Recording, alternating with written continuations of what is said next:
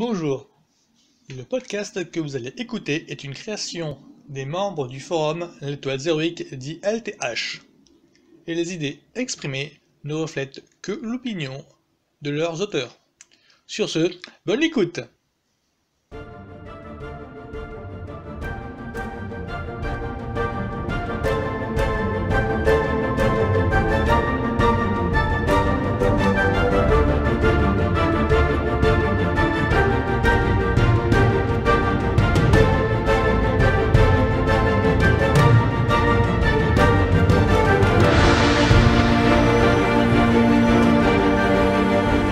Alors, je suis heureux de vous retrouver, désolé de ce retard.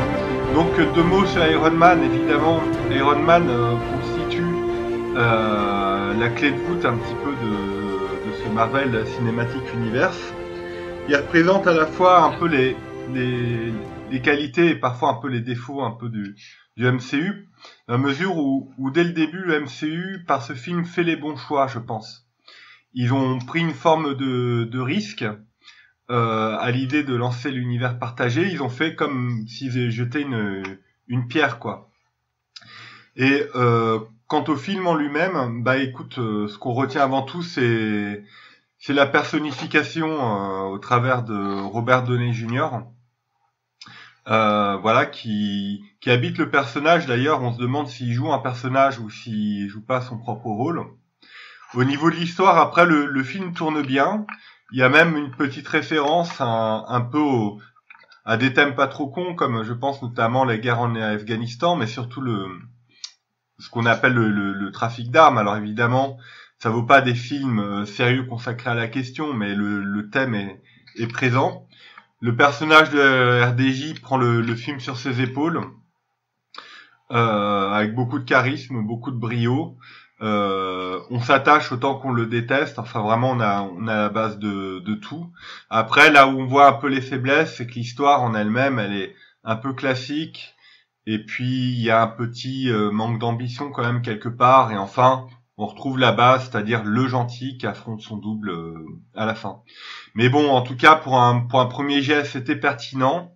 C'était le début d'une belle aventure. Et personnellement, je suis très content dans l'histoire du cinéma qui a eu ce film, et d'ailleurs tous ceux qui ont suivi. Voilà pour ma critique rapide. C'est juste pour le choix donc pour le casting de Tony Stark, j'ai trouvé qu'il y avait eu plusieurs prétendants, il y a eu un long boulot de casting en fait.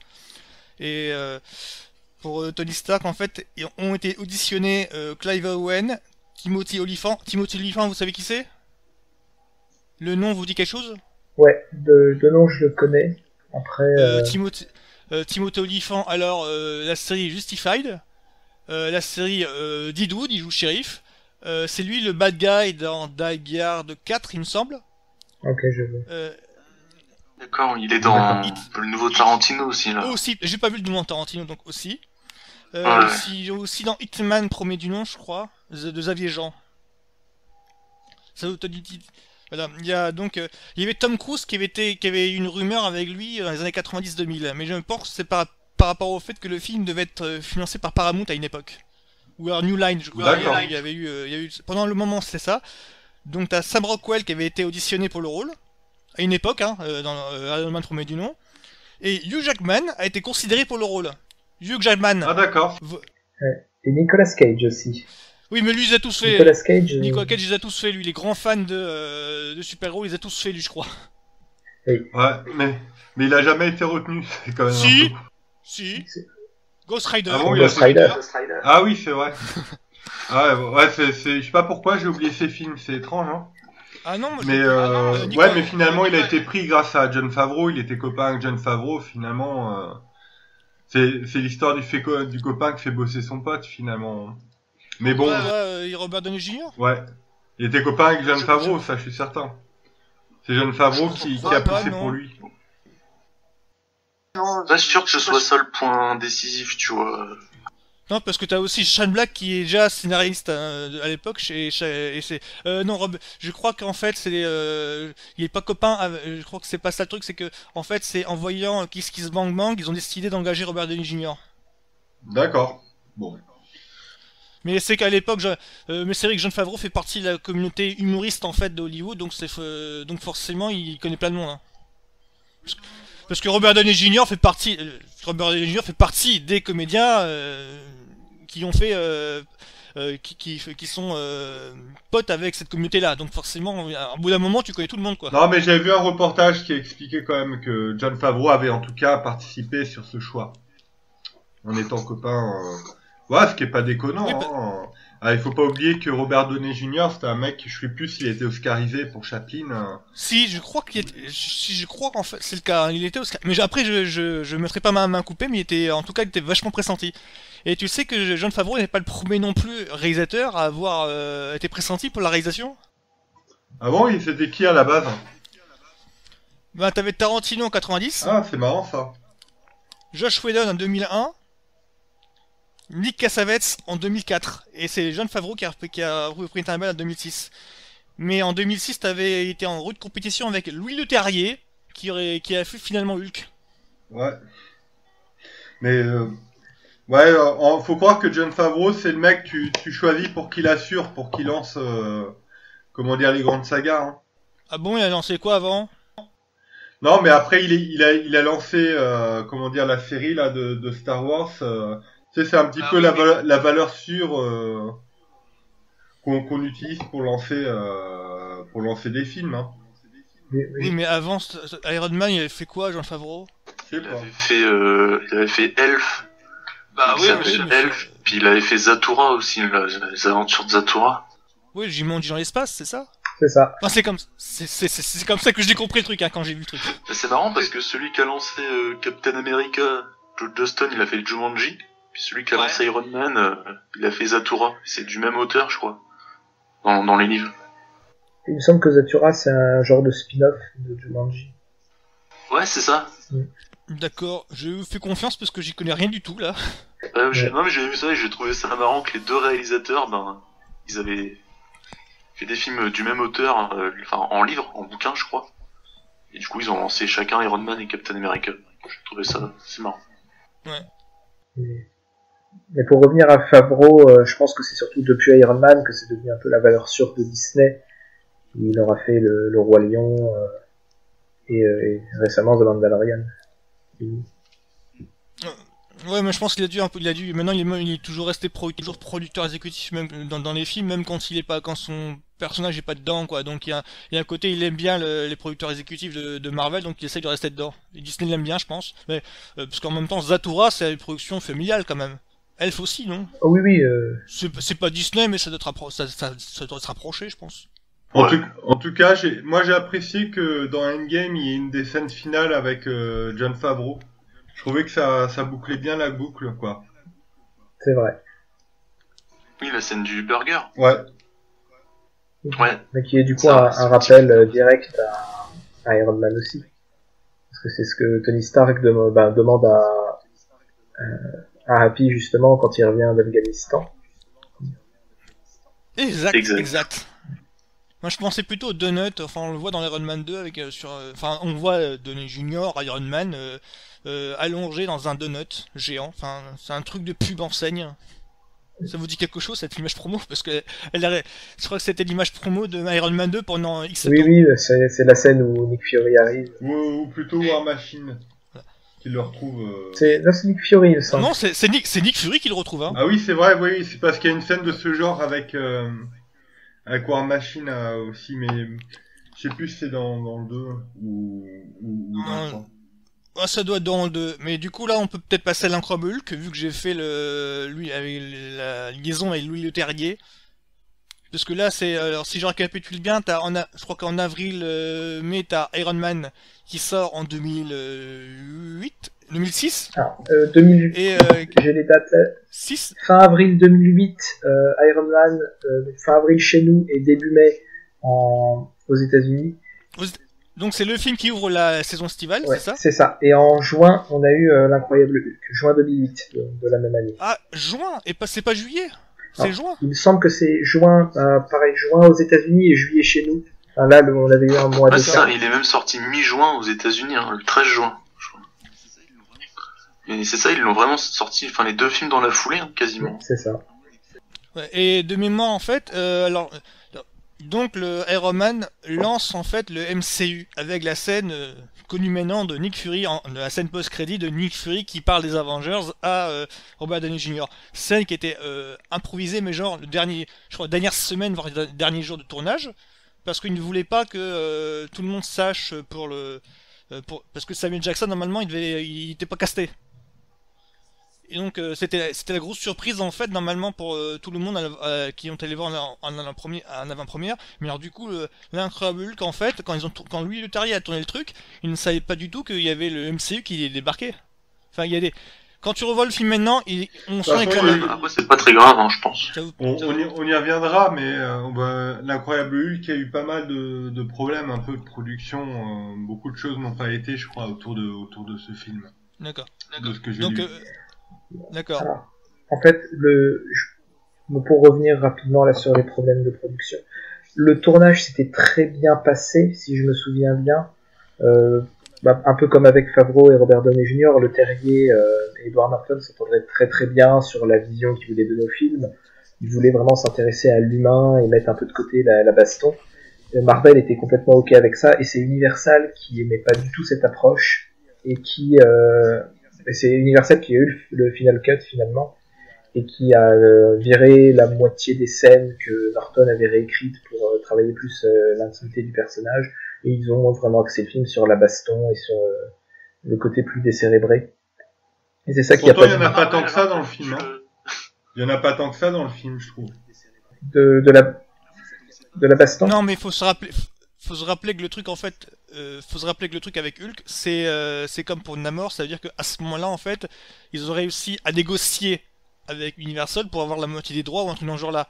Ils ont tout, même maintenant, même très tard maintenant, genre la phase 2 ou jusqu'à la phase 3, ils avaient seulement ils doivent demander l'aval à Universal pour faire quoi que ce soit avec Ils peuvent l'utiliser comme ils veulent dans leur film à eux, mais s'ils font un film solo, c'est Universal qui le distribue et qui a un droit de regard dessus.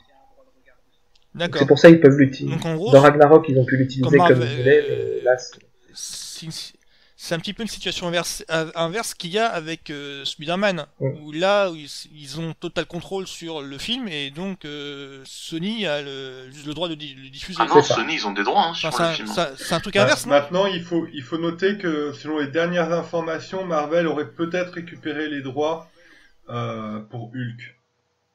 Oui, donc, ouais, après je sais pas. Mais c'est très récent, je parle d'infos diffusées en janvier 2020. Ouais, moi je pense, c'est plutôt un truc, je pense qu'ils ont réussi à avoir les droits sur tout le catalogue Hulk, ce qui leur permet de faire vraiment ce qu'ils veulent avec She-Hulk, et avec donc son et avec Rick Jones et compagnie, quoi. En tout cas, je sais pas ce que vous avez pensé, on peut passer à la critique.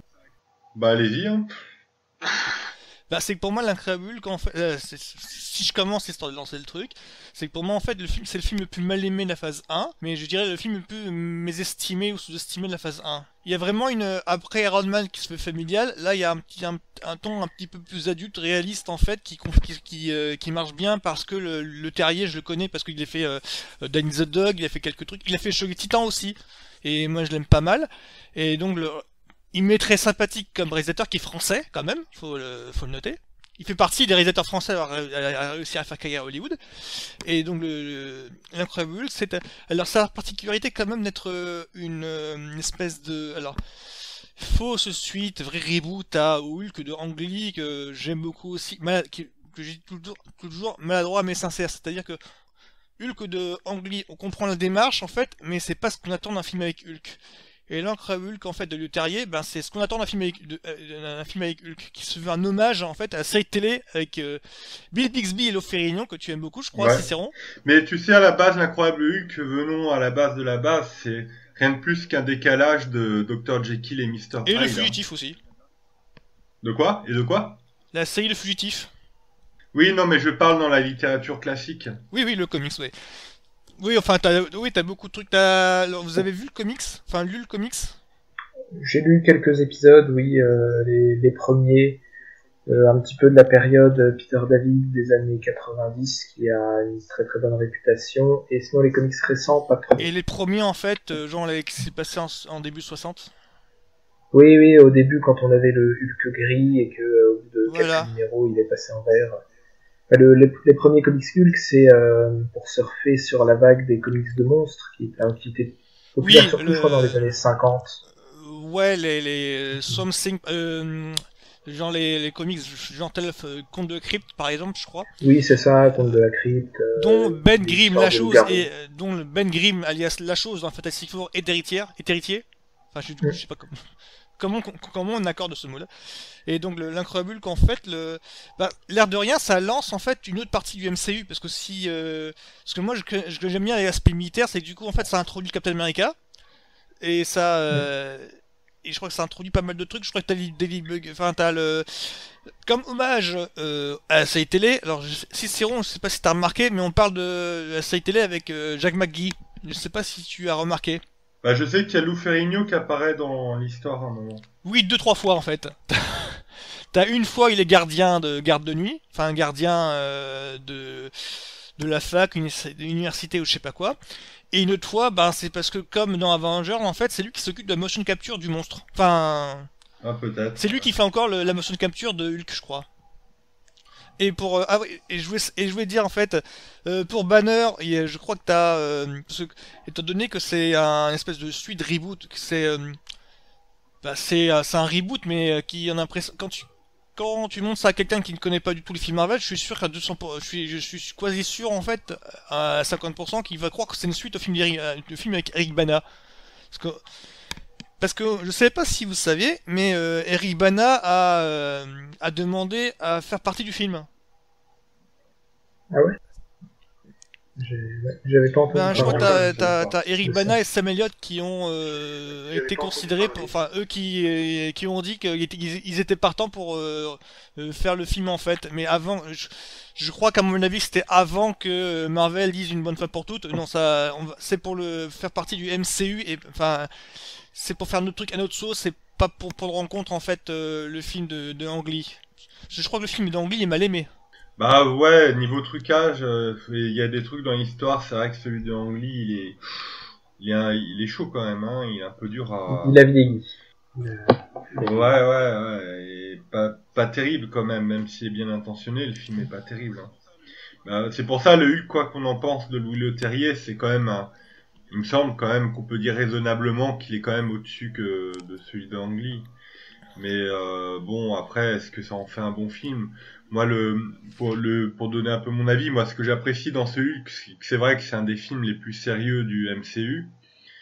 Moi, ce que j'ai aimé, c'est que je trouve, pour le coup, alors c'est une des critiques que j'aurais pu sortir pour Iron Man, c'est que je trouve que le méchant n'est pas aussi mauvais que ça par rapport à d'autres films.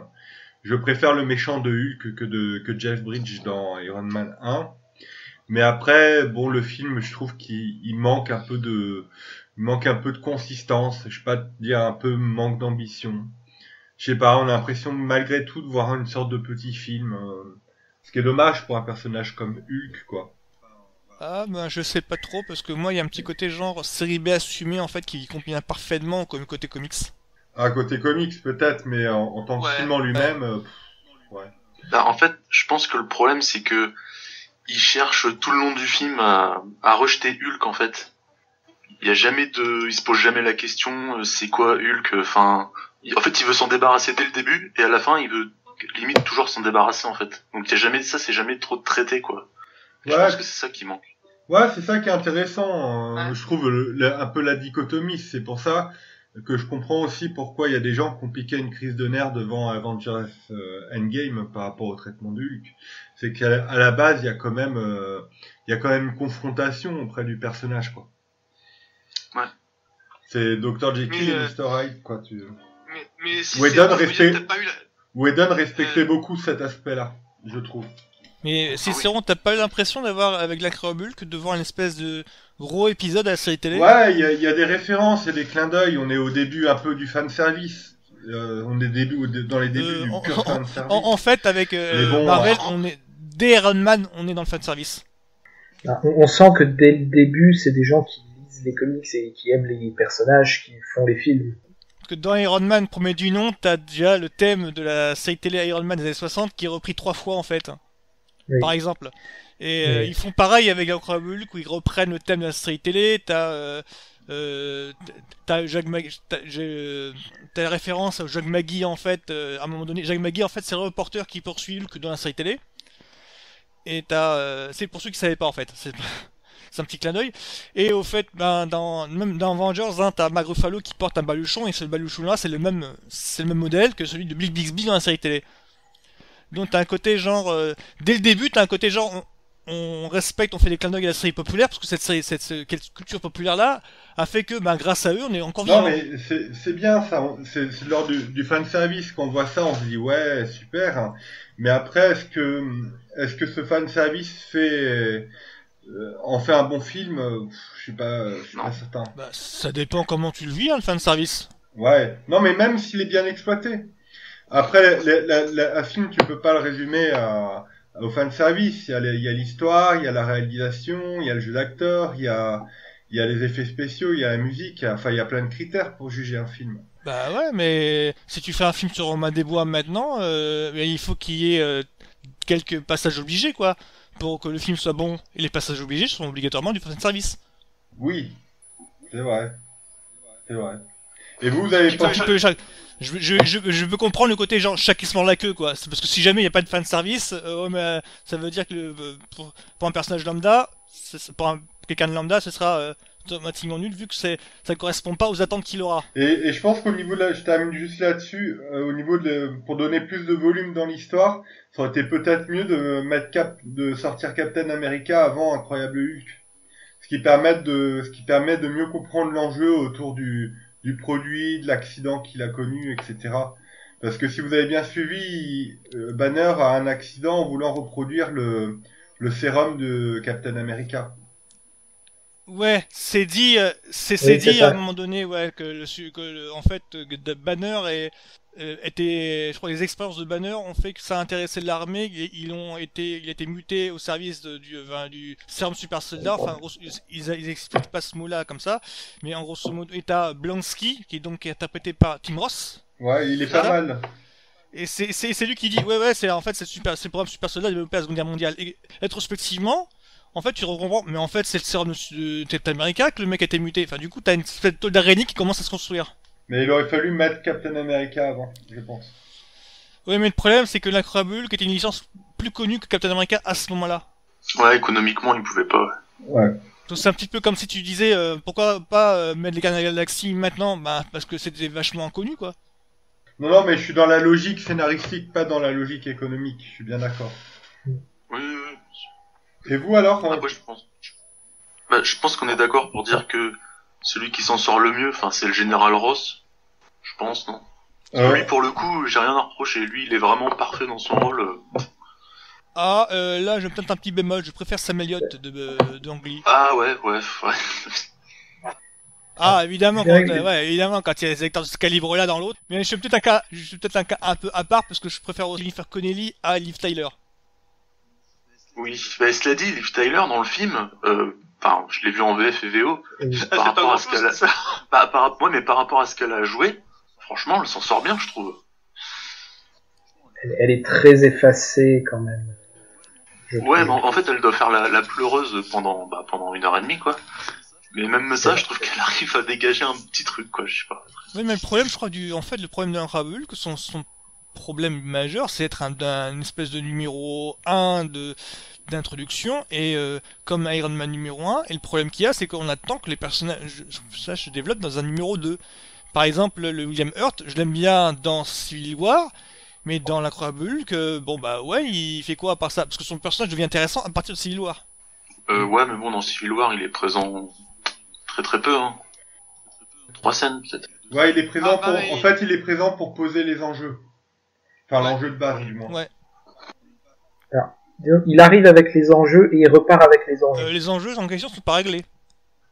Bah non, Dans Civil c'est le War. principe de Civil War, c'est qu'à la fin, de toute façon, Civil War, ça se transforme en querelle personnelle de Tony Stark, mais si tu reprends la problématique de base, bah tout le monde repart en se disant s'il fait partie de la team Tony ou de la team Cap, quoi. C'est le principe. C'est que personne n'a vraiment raison ou tort dans ce débat-là, quoi. Ouais, non, mais le fait que les accords Sokovie, je suis sûr à 100%, je suis pratiquement sûr à 100% que ils sont encore en vigueur. On va encore en entendre parler dans la phase 4. Ouais, j'attends de voir, j'attends de voir, tout est remis tellement à plat. J'attends déjà qu'ils exploitent les effets des 5 ans de parenthèse dans l'humanité, plus le retour de milliards de personnes. J'ai 5 ans après, enfin voilà, ça c'est un beau truc à exploiter, je pense. Mais bon, après tu as peut-être raison. Parce que la chute du Shield, on en parle encore, hein. Ça a encore des effets, même à la phase 3. Ouais. Pour reparler des accords de Sokovie, je pense que Black Widow sera bien placée, vu qu'elle se passe juste après, au niveau de la chronologie. Et la série aussi. Ça devrait... La série Falcon. Oui. Ah, il y a moyen aussi. pour que ça raccroche les wagons pas mal. Donc on passe à Iron Man 2 ou non, c'est pas pardon, il y a deux. C'est vrai. T'as Adana Del, t'as pas parlé de ton avis? Non, alors je vais être assez bref parce que vous avez déjà dit beaucoup de choses. Alors, moi déjà le film avec Eric Bana, quand j'étais petit, il me fascinait à un point monumental. Je l'ai vu, je pense, beaucoup trop jeune, mais quand j'étais petit, ça me semblait crédible. C'est vrai que quand on le revoit maintenant, Hulk fait très chewing-gum dans ce film-là.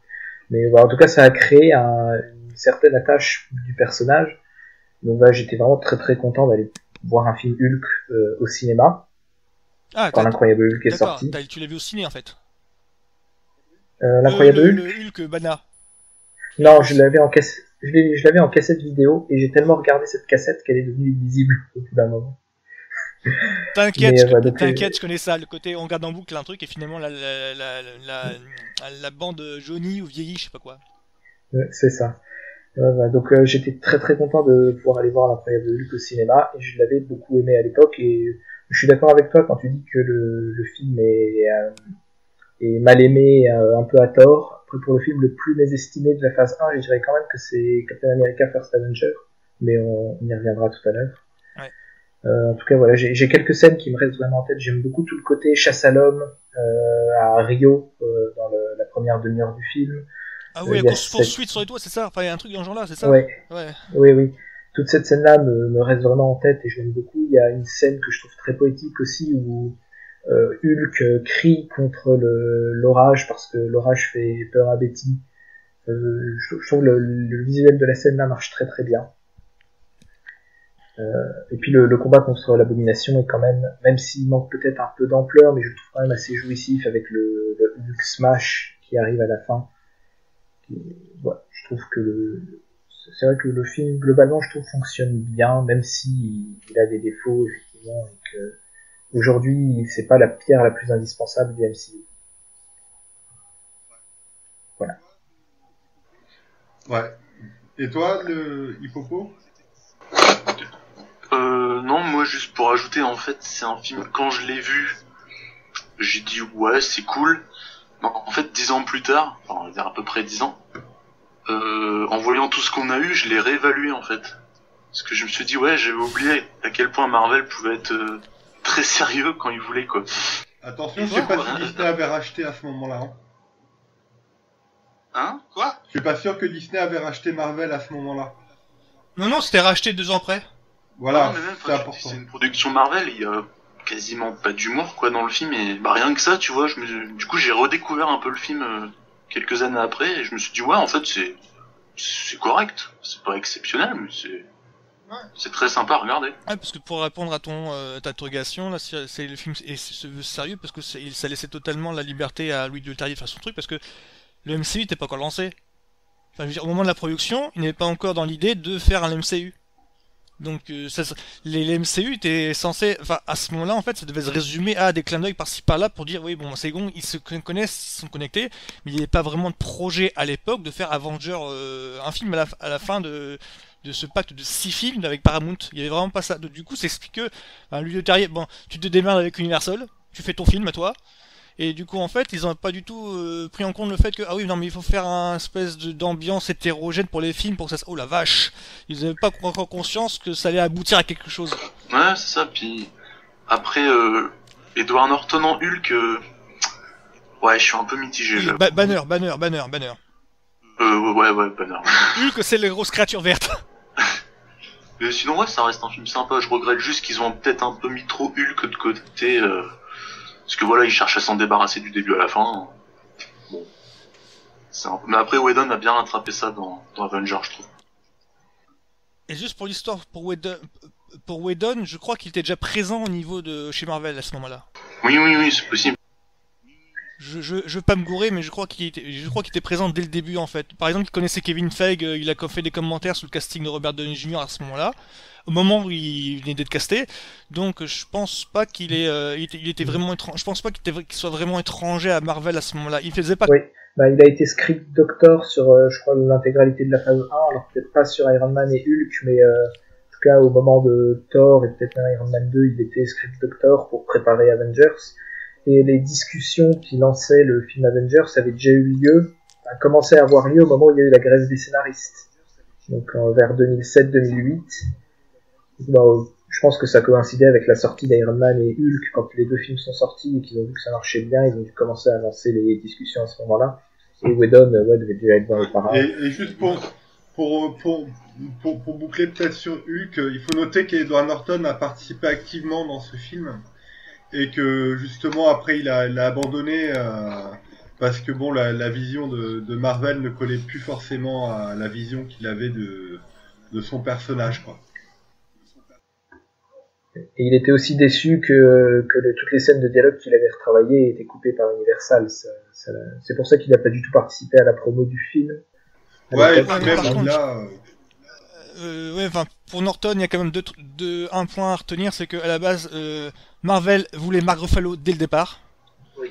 Et dans Norton, en fait, Oui. et je crois que Edward Norton a réussi à avoir l'adhésion de Marvel uniquement parce que il était adoubé par Lou Ferrigno qui l'a accepté en tant que. Il ressemble beaucoup à Bill Bixby, donc ça colle. Et aussi parce qu'il y avait aussi le fait que c'est un bon scénariste et il adorait Hulk et tout le côté multi-référentiel malgré que le MCU n'existait pas encore, ça vient de lui. D'accord. Donc il y a dû y avoir un petit côté conflit chez Marvel, genre putain il est bon le mec mais c'est pas lui qu'on voulait. Ce qui explique pourquoi en fait au moment d'Avenger, oui bon il y a un truc qui a un truc qui a tilté, enfin il y a un truc qui a bugué quoi, au moment de faire le marché casting parce que même Whedon voulait Mark Ruffalo. Et donc on peut enchaîner sur Oui. Iron Man 2 qui intervient en 2010. allez-y. 2 ans. Hein. 2 ans après le premier film. Ce qui est long pour le rythme Marvel maintenant quand on y pense. Non mais attends, le studio venait... mais le studio en fait il se construisait encore à ce moment-là. Non mais je plaisante, voilà. Ouais, non mais il faut 2 se ans rendre compte d'un après truc, le c'est qu'on premier film. en 3 films on a vu un studio se construire. Et ce qui est pas banal en fait quand même, parce qu'à Hollywood en général on attend qu'un studio se construise pour pouvoir faire les films. Oui. Et là on voit le studio se construire au fur et à mesure. Parce que Iron Man 2 par exemple, t'as toutes les décisions de Jon Favreau ont été discutées au jour le jour parce que le film Iron Man 2 ne correspond vraiment pas à ce que voulait Jon Favreau au moment où il a signé son contrat. Le film a été fait vraiment dans la précipitation de capitaliser sur le premier et il était vraiment écrit au jour le jour. Et, plus que le premier, ouais. Oui. Et j'avais lu une interview de Jon Favreau, je crois, où il disait que ils improvisaient énormément de choses sur le tournage et c'est vraiment sur le banc de montage qu'il s'est rendu compte que ça marchait pas et ils ont dû faire beaucoup de réécriture et beaucoup de reshots après le tournage principal parce que le tout ne tenait absolument pas debout avec ce qu'ils avaient fait dans la précipitation. Oui, parce que dans Iron Man 2, en fait, ce qu'il a signalé, c'est que après Iron Man numéro 1, l'incroyable Hulk, t'as quand même, entre-temps, au moment où t'as Iron Man 2 qui se fait, t'as quand même le feu vert des producteurs pour dire, allez, c'est bon, là on fait Avengers. Oui. Et du coup, en fait, tu te retrouves avec le Shield qui est introduit, Iron Man, qui est plus approfondi, tu as Black Widow qui apparaît. Ouais, mais Jon Favreau, c'était pas du tout ce qu'il voulait faire à la base. Ouais, mais ça, on voit ici, alors, juste 2 choses, tu dis qu'un studio se construisait, mais le studio s'est construit en même temps que le concept, en même temps que l'idée du MCU. Mais Iron Man 2, pour moi, c'est le premier film qui montre un peu les inconvénients de l'univers partagé, qui a ses avantages, mais aussi ses défaillances. C'est que une fois que tu rentres dans un univers partagé, t'es moins libre au niveau de ton histoire et tu peux être bardé de contraintes, quoi. Voilà, c'est juste une entrée en matière. qui permet d'expliquer les problèmes, en partie les problèmes de production de Iron Man 2. Forcément, il suffit de voir la phase 3, ça s'est bien passé. Oui, mais parce que c'est mieux géré, mais même dans les films par la suite, tu vois bien qu'il y a des films qui ressemblent plus quand même à des épisodes filler ou qui sont plus cadrés parce qu'ils servent à introduire un truc qui va se passer 5 films après, enfin... Voilà, ça fait partie des inconvénients de l'univers partagé. Parce que tu es fan de l'univers en question, donc tu sais que tel élément envoie un autre. Mais quelqu'un qui ne connaît pas l'univers en question, qui voit Black Panther, il est pas au courant que ça se partit à Marvel, donc il voit pas trop les clins d'œil. Il sait pas que Luis Claw, le méchant avec un bras, il vient d'Avenger 2. Et ça le dérange pas. Ouais, mais enfin bon, t'as le début, t'as le Civil War, enfin, je sais pas, hein. Mais il faut ça porte pas sur tous les films, je suis d'accord avec toi, mais on peut pas dénier que l'univers partagé apporte des contraintes sur chaque film, tu vois, qui s'imposent d'eux-mêmes, de facto. Et je crains que c'est ce qui est pesé dans Iron Man 2. Et encore une fois, ça dépend des films. Je suis pas sûr que Ryan Coogler ait le même discours. Ok, bon. Mais je suis pas sûr que cette histoire d'univers partagé, c'est ce qui nuit à Iron Man 2, parce que même sans ça, le film est pas... En fait, pour moi, le seul personnage vraiment que je prends plaisir à revoir, c'est Sam Rockwell, quoi. Lui, je trouve qu'il est à fond. Et d'ailleurs, c'est lui le vrai méchant, on revient bien. Ouais. Le côté cabotinage à 200%, c'est ça? Tony Stark raté, et franchement, il me fait triper, quoi. Enfin, Ah, c'est un bon côté. qui est en mode... Enfin, bref. Perroquet, quoi, truc machin, là. C'est dommage, parce qu'il y avait une belle confrontation à faire entre Robert Downey Jr. et Mickey Rourke, et... Bah, ils sont passés à côté, quoi. Puis à côté, t'as Sam Rockwell qui, lui, il s'éclate, quoi. Parce que moi, je prendrais... Parce que moi je pensais sur l'univers partagé, je pense que c'est là où Marvel Studios a découvert en fait que les limites de leur propre truc en fait et les défauts de leur propre projet et les défauts à ne pas répéter. Oui, Genre- c'est ça a servi de... Ouais. Genre Ça bon change. là, il faut laisser le réalisateur, il faut pas mettre 10 000 scénaristes sur le film, il faut éviter le reshoot à foison et donc du coup c'est les trucs à limiter quoi. Parce que ça se sent vraiment après dans les films suivants des phases suivantes en fait qu'il y a dû avoir des remises en question au sein même du studio. Parce que les défauts de Iron Man 2 ne se répètent pas plus après. Après, Il y a Thor 2, hein. Oui mais c'est en phase 2 déjà. Oui, je pense que c'est... ouais, mais c'est un autre problème, Thor 2. Thor 2, il est nul en lui-même. Il a pas l'excuse du problème de production et tout. Le problème d'Iron Man 2, c'est... Bah si, Ouais, t'as mais pas non. entendu t'as pas entendu l'interview de de la réalisatrice qui s'est barrée? Oui, il y a eu ça, d'accord, mais c'est... Le problème d'Iron Man 2, c'est plutôt qu'ils ont cherché à mettre trop de choses un peu en même temps, quoi. Ah oui, c'est une séquelle.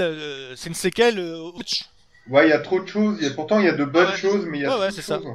Le fait que le gouvernement cherche à s'emparer des armes, toute l'histoire Surtout avec son père, c'est des production. choses intéressantes. Le Shield, tout ça, c'est intéressant, mais c'est mal goupillé, c'est un peu brouillon, c'est complètement bancal. C'est dommage, hein, parce que les idées prises individuellement sont bonnes. Je pense, oui, je suis d'accord, il y a plein de bonnes idées dans le film, mais je pense que c'est surtout le fait d'avoir voulu le faire trop précipitamment après le premier qui a engendré tous ces problèmes, des problèmes sur le tournage, des problèmes pendant la post-production, et les problèmes d'écriture. Oui, je suis d'accord qu'il y a plein de bonnes idées qui se dégagent du film, mais qu'au final elles surnagent C'est dans pas un fluide, trop-plein, quoi. et finalement qu'avec ça manque d'organisation Mais... dans Non, la après, structure du film. je pense que c'est surtout un film, il en fait trop, et puis paradoxalement, il devient moins cool, quoi. Moins équilibré que le premier. Il y a plus l'effet de surprise, et ça aussi, ça le pénalise. Puis même Robert Downey Jr., je le trouve un petit peu plus énervant dans celui-ci. Oh, moi je trouve qu'il il est énervant parce qu'il est en train de mourir. Je comprends, Ouais. tu vois ce que je veux dire.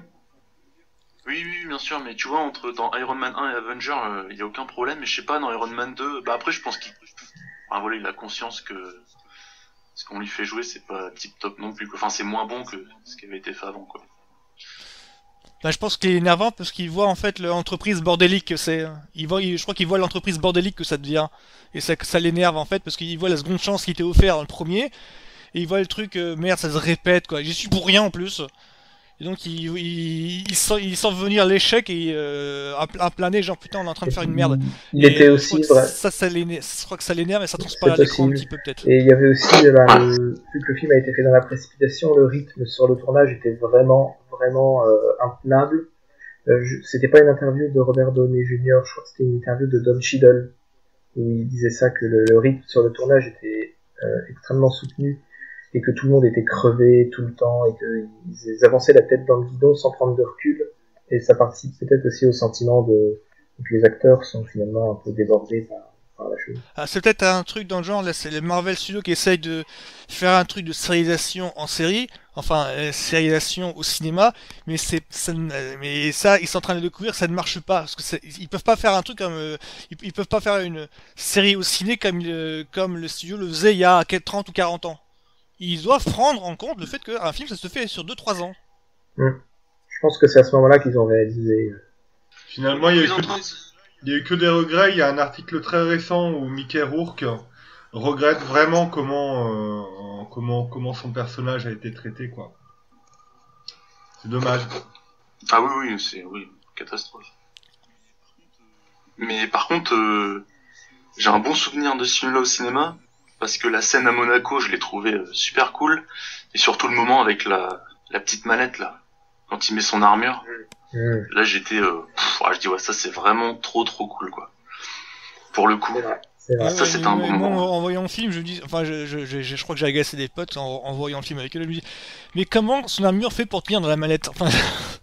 C'est ce genre de truc totalement suspicion de crédulité au cinéma. En plus, tu vois la mallette dans la voiture, puis tu te dis, mais non. Enfin, c'est pas possible. Et si, puis là, si tout le film a été comme ça aurait été génial. Et ce qui est dommage, c'est que là, Marvel continue un peu dans le chapitre méchant, unidimensionnel, très oubliable. C'est un méchant de comics. Ouais, mais bon, il y avait tellement de choses à faire. Excuse-moi, mais un méchant de comics, t'attends pas à ce qu'il soit vachement complexe. Bah, tu peux faire un méchant complexe, tu vois, Killmonger ou Thanos, c'est quand même un autre niveau, et pourtant, je pense que tu peux retrouver ce type de personnage dans des comics, quoi. Bah, je pense que Cicéron, il veut dire que quand tu mets, Iron Man 2, il a coûté 200 millions. Quand tu mets 200 millions dans un film, tu peux... Peut-être pas 200 millions, plutôt 100 ou 150 millions. 200 millions, c'est... Ah non, c'est sûr. Sur Box Office Mojo, il a le premier... Il a vraiment coûté 200 millions? Peut-être 200 millions, il a coûté super cher. Ah la vache, ah ouais. Je me rendais Je crois que le premier était à 150. Je me rendais pas compte en fait. Le premier, 140 ou 150, mais le deuxième, il a coûté 200 millions. C'est à l'époque... Et à ce prix-là, je pense que tu peux... Enfin, voilà, le méchant, tu peux le booster un peu, quoi. On est en 2010. Attends, parce que moi je suis encore au attends, Avatar a coûté 300 millions, non?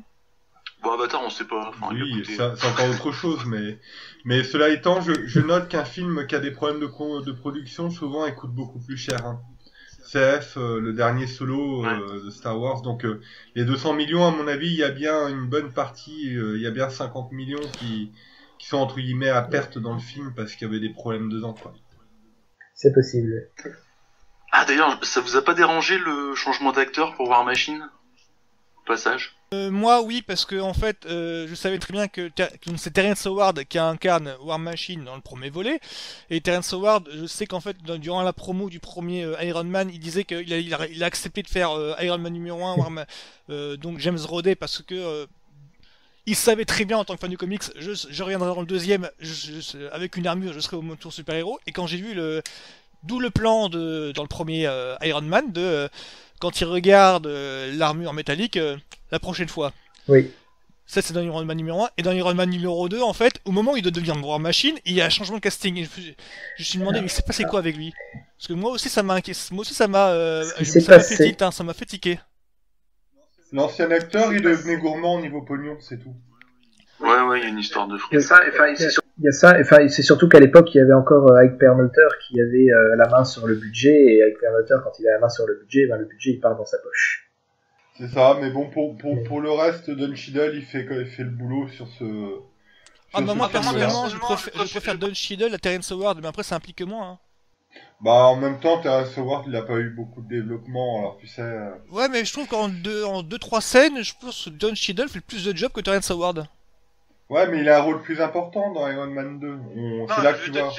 Non, c'est ce que je veux te dire, c'est qu'en une ou deux scènes, Don Cheadle le fait mieux, l'incarne mieux, le meilleur pote de Robert Downey Jr. En une scène, c'est fait, quoi. Bah, tu sens une meilleure alchimie, peut-être. Ouais, c'est ça. Ouais, c'est ce que je veux dire, ouais. Parce que dès la première scène du film avec t'as donc le sénateur Stern en fait qui appelle Rodney, dès la première scène t'as deux trois répliques, t'as l'impression ouais c'est ok c'est pas ça me fait tiquer parce que c'est pas le même acteur mais en même temps ça marche mieux. Moi ça m'a fait bizarre. Hein. C'est vrai.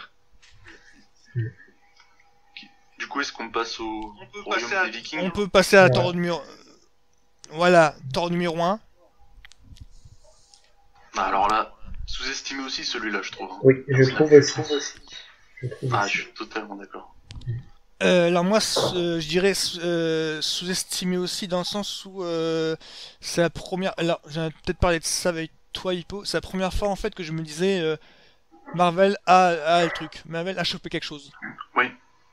Non, puis Kenneth Branagh, quoi. Enfin, quand tu connais un peu sa filmos qu'il a fait avant, je me suis dit... Ouais, c'est pas le dernier... Ouais, ils ont été chercher un gars comme ça, ouais, quoi. c'est pas le dernier manchot, quoi. Ah non. Enfin, un truc que je comprends pas, parce que là j'y pense, après je vais oublier. Je vois toujours pas la signification des... Il y a beaucoup de plans penchés dans le film. Le plan débulé, je crois que ça s'appelle plan débulé, mais je suis pas sûr, c'est ça? Je sais pas du tout, mais personnellement, j'adore. Je sais pas pourquoi il a fait... ultra particulière, en plus de tous les décors d'Asgard, tout ça. Je trouve que ça lui donne vraiment une touche que moi j'aime beaucoup.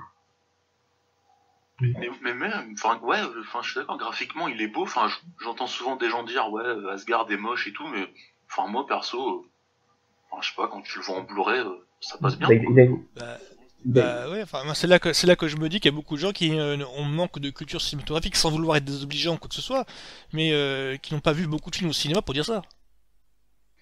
Je suis un peu plus partagé que vous quand même. Alors moi j'ai passé un excellent moment au cinéma quand je l'ai vu. Après avec le recul, c'est con mais je suis partagé, mais autant que le film. Autant j'adore ce qui se passe sur Asgard, l'esthétique d'Asgard, et aussi toute la dramaturgie autour de Loki et Thor qui est vraiment très très bonne et qui est quand même un peu abandonnée par la suite, mais qui est vraiment pertinente. Autant par contre ce qui se passe sur Terre me paraît un peu plus décevant, qu'il s'agisse un peu de l'ampleur du film. Le climax manque de souffle. Dans un pauvre village au Mexique, mais aussi il y a quelques blagues qui sont pas terribles. Deux fois, elle se le mange en voiture. Enfin, ça c'est un peu moyen ce qui se passe sur Terre, je trouve. En revanche, je tiens à dire que c'est vrai que l'esthétique sur Asgard est vraiment géniale. Et j'ajoute pour terminer que la bande originale est vraiment très très bonne. D'ailleurs, on n'en a pas parlé, mais dans Iron Man 1, la bande originale est vraiment géniale. Voilà, je fais un aparté, on n'en parle pas assez des bandes originales, mais j'adore moi. Bon allez, continue. Ouais. Oui, non, je suis d'accord que le climax manque un peu de souffle contre le Destructeur, dont Thor récupère ses pouvoirs, mais on sent un accomplissement, mais ça aurait pu être plus grandiose peut-être, au vu de ce qui se fait. Et après, le deuxième film, climax contre Loki sur le pont arc-en-ciel, et je trouve beaucoup plus convaincant. Mais je trouve que le film a un souffle d'aventure, surtout dans sa première partie, quand ils vont combattre les Jotun, toutes les scènes sur Asgard, vraiment une esthétique comics que j'avais beaucoup aimé à l'époque et que j'aime toujours beaucoup. C'est vrai que c'est un des films de la phase 1 que je prends le plus de plaisir à revoir, le premier Thor. Ouais, tout d'accord. Ouais. Et moi, j'ajouterais quelque chose. Pardon. C'est que je voulais juste dire un truc. Je pensais que le film était vachement sous-estimé parce que le film se veut une histoire très simple, mais toutes les données, tous les éléments qu'il pose en fait, c'est énorme parce que il réussit quand même l'exploit d'introduire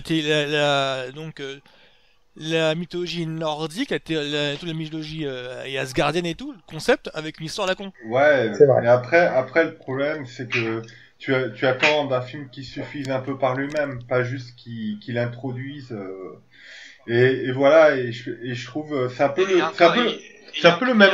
Et encore une fois, Je répète, pas forcément pour tous les films.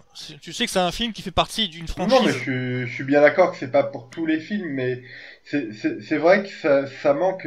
C'est un peu le reproche que j'ai fait aux autres films d'avant, c'est que le tout manque un peu de sentiment de complétude, un peu d'envergure quand même. Sur le premier Iron Man, il y avait peut-être pas trop de budget, je comprends, mais voilà, c'est ce que je reproche un peu à Thor. Malheureusement, il y a d'excellentes choses dedans. Je suis bien d'accord avec vous, que ce soit le Loki, la relation, la musique, enfin voilà. Et pourtant, il y a ce côté un peu entre guillemets petit film. Ben, c'est un film d'introduction, c'est normal. Le film avait un budget de 150 millions de dollars, donc c'est pas non plus énorme. Le premier scénario avait été estimé à 300 millions et ils avaient réduit pour rentrer dans des frais plus corrects, parce que le film était quand même un gros risque. C'était quand Marvel disait on va faire un film sur Thor, c'était un peu l'Avengers entre guillemets ridicule. Peut-être un peu au niveau d'un Aquaman chez DC, personne pensait que ça pouvait marcher en live. Et ben ils ont montré que ça marchait, et même avec un budget Alors ils ont relativement évité le modeste. kitsch. Ça, je suis d'accord, ils ont évité le kitsch. Oui. Ça, c'était déjà pas mal. Et là, là où je veux dire qu'on parle, le point où le film m'a surpris, c'est parce que tout le monde pensait que le film était kitsch, ridicule, le truc, la bouse quoi. Et le problème en fait, c'est que là où je me suis dit que là Marvel tient un truc, quand j'ai vu les gamins sortir en folie avec en racontant putain c'est génial avec son marteau, quand j'ai vu le film, je me suis dit là j'ai compris quelque chose. C'est que tous les critiques qui sont en train de démolir le film en disant c'est kitsch, c'est pour les gamins, c'est de tout ce que tu veux, ils sont étiquetés de la plaque. On voit Thor se servir du marteau, voler avec le marteau, et c'est classe.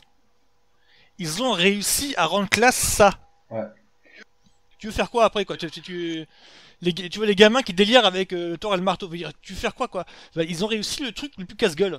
Alors moi, Et surtout, ils ont trouvé l'acteur aussi. ouais. Oui. Bah oui. Ouais, Ils ont bah, galéré pour le trouver. Donc à côté de ça, tu peux dire l'histoire, c'est machin chose et tout. Ils ont réussi ils ont réussi ils ont réussi le truc le plus casse-gueule. Donc à partir de là, oui, on s'en fout que l'histoire c'est que c'est bateau, que c'est un petit film. Ils ont réussi le truc le plus casse-gueule. Donc forcément, donc, après ils peuvent introduire, ils peuvent raconter n'importe quoi sur la mythologie nordique, ça passe. C'est vrai que c'est quand même un sacré tour de force. Bah voilà, on voit le mec voler avec un marteau. Ouais, non, mais... Après, je pense que c'est surtout aussi les... Moi, je trouve que les personnages sont bien traités. Enfin, surtout Loki. J'aime bien la scène quand Thor, il est prisonnier du Shield, puis il y a Loki qui vient le voir, puis ton père il est mort et c'est à cause de toi, alors l'autre il déprime et tout, juste avant il a pas réussi à soulever son marteau, d'ailleurs très belle scène avec la pluie et tout là. Donc ouais, il y a un petit côté dramatique, enfin je trouve que les personnages sont bien traités quoi. il y a apparition d'Hawkeye. Mais juste un petit reproche quand même, un tout petit, mais vous allez peut-être me contredire parce que je me plante de scène de post-générique. Mais à la fin, il y a une scène, il y a une phase dramatique où il y a Loki qui tombe dans le vide et il meurt, etc. machin. Et juste derrière, il apparaît dans la scène post-générique en pleine forme, en train de s'attaquer au professeur Selvig. Je crois que c'est dans le même film. Hein. Oui, c'est ça. Oui, ça c'est casse. ça. Avec Nick Fury, je crois. Oui, Ouais, ça casse un petit peu la dramaturgie de la fin du film, je trouve. Ah, là c'est l'univers partagé qui rentre en scène. Ouais. Personnellement, je considère que le film se termine quand le générique commence et ce qui se passe après, c'est du bonus. Donc je trouve que si la scène avait été à la fin du film, j'aurais été d'accord, mais là, on a quand même le générique qui commence pour nous sortir du film avant que la scène post-générique intervienne. Et donc, je trouve que de ce point de vue-là, ça marche. Et d'ailleurs, c'est pour l'univers partagé en fait. Alors, moi j'étais surpris en fait en me faisant remater à des amis qui avaient vu tous les films déjà, mais qui se sont pas rendus compte que le film du fil rouge, c'est parce qu'ils se sont pas rendus compte de Phil Coulson et du Shield, qui est pourtant vachement présent dans le film. Oui, c'est vrai qu'on voit pas mal Coulson. Bah, c'est là où il est vraiment introduit dans le MCU en fait. C'est là où tu vois l'importance qu'il a quoi. Maintenant, dans Iron Man 2 aussi, un peu vu que le Shield a beaucoup plus d'importance. Oui, mais c'est à partir de Thor numéro 1 en fait que l'on commence à voir, ah oui, quand même, ils veulent faire ça. Parce que tu vois le Shield qui apparaît vraiment, genre, une espèce d'organisation qui gère les trucs surnaturels, qui rentre en contact avec le super-héros, qui cache qui va. Pas qui cache, mais qui maltraite un petit peu les savants. enfin, qui font tout ça alors qu'on les voyait vachement discrets dans Iron Man 1 et 2. Là, alors que dans Incredible, c'est l'armée hein, qui harcèle ce Banner, c'est pas le Shield. Alors que dans Thor, Oui. en fait, tu les vois, c'est eux qui la petite station pour, enfin, le petit camp qu'ils font pour isoler le marteau, tout est du Shield en fait, donc ils sont vachement présents. Et j'étais étonné de voir que il y avait beaucoup de gens qui n'avaient pas capté que c'était le Shield. C'est vrai, bah oui, ça commence. Enfin, Shield, c'est peut-être pas la chose que les gens ont retenu le plus vite des premiers Iron Man. Ouais, pas tout le monde a l'œil d'expert, hein, il faut pas... Voilà, c'est pour ça que je dis que l'univers partagé, je suis pas sûr que tout le monde, que un spectateur lambda qui n'est pas abreuvé de comics capte le truc de l'univers partagé. Parce que, comme je te dis, des copains qui ne baignent pas dans l'univers comics n'ont pas repéré tous ces détails-là. Bah, ils l'ont repéré peut-être après coup, mais à cette époque-là, tu réalisais pas que c'était l'univers partagé. Moi, je me souviens, j'enchaînais les films Marvel comme j'enchaînais les films DC, mais tu vois, je réalisais pas encore cet aspect univers partagé. Voilà, c'était un peu tôt à l'époque. Hein. Ouais, tant qu'il n'y a pas eu Avenger, Bah, j'avais réalisé on n'est pas compte. Voilà. J'avais réalisé que tout se passait dans le même univers, bah, surtout grâce à Coulson. Bah, il y avait Robert Downey Jr. qui apparaît à la fin de l'Incroyable Hulk, il y avait Coulson dans Iron Man 2, dans Thor. Mais tu vois, à ce moment-là, j'étais pas dans l'optique de me dire il va y avoir les Avengers un jour. J'étais juste, bah voilà, s'ils font des clins d'œil entre eux pour les gens qui remarquent. Et c'est le truc qui m'a fait dire qu'il va y avoir un Avengers, c'est le titre de Captain America, The First Avenger. Quand j'ai vu ça sur le poster, que je me suis dit ah ouais, ils vont vraiment dans cette direction-là.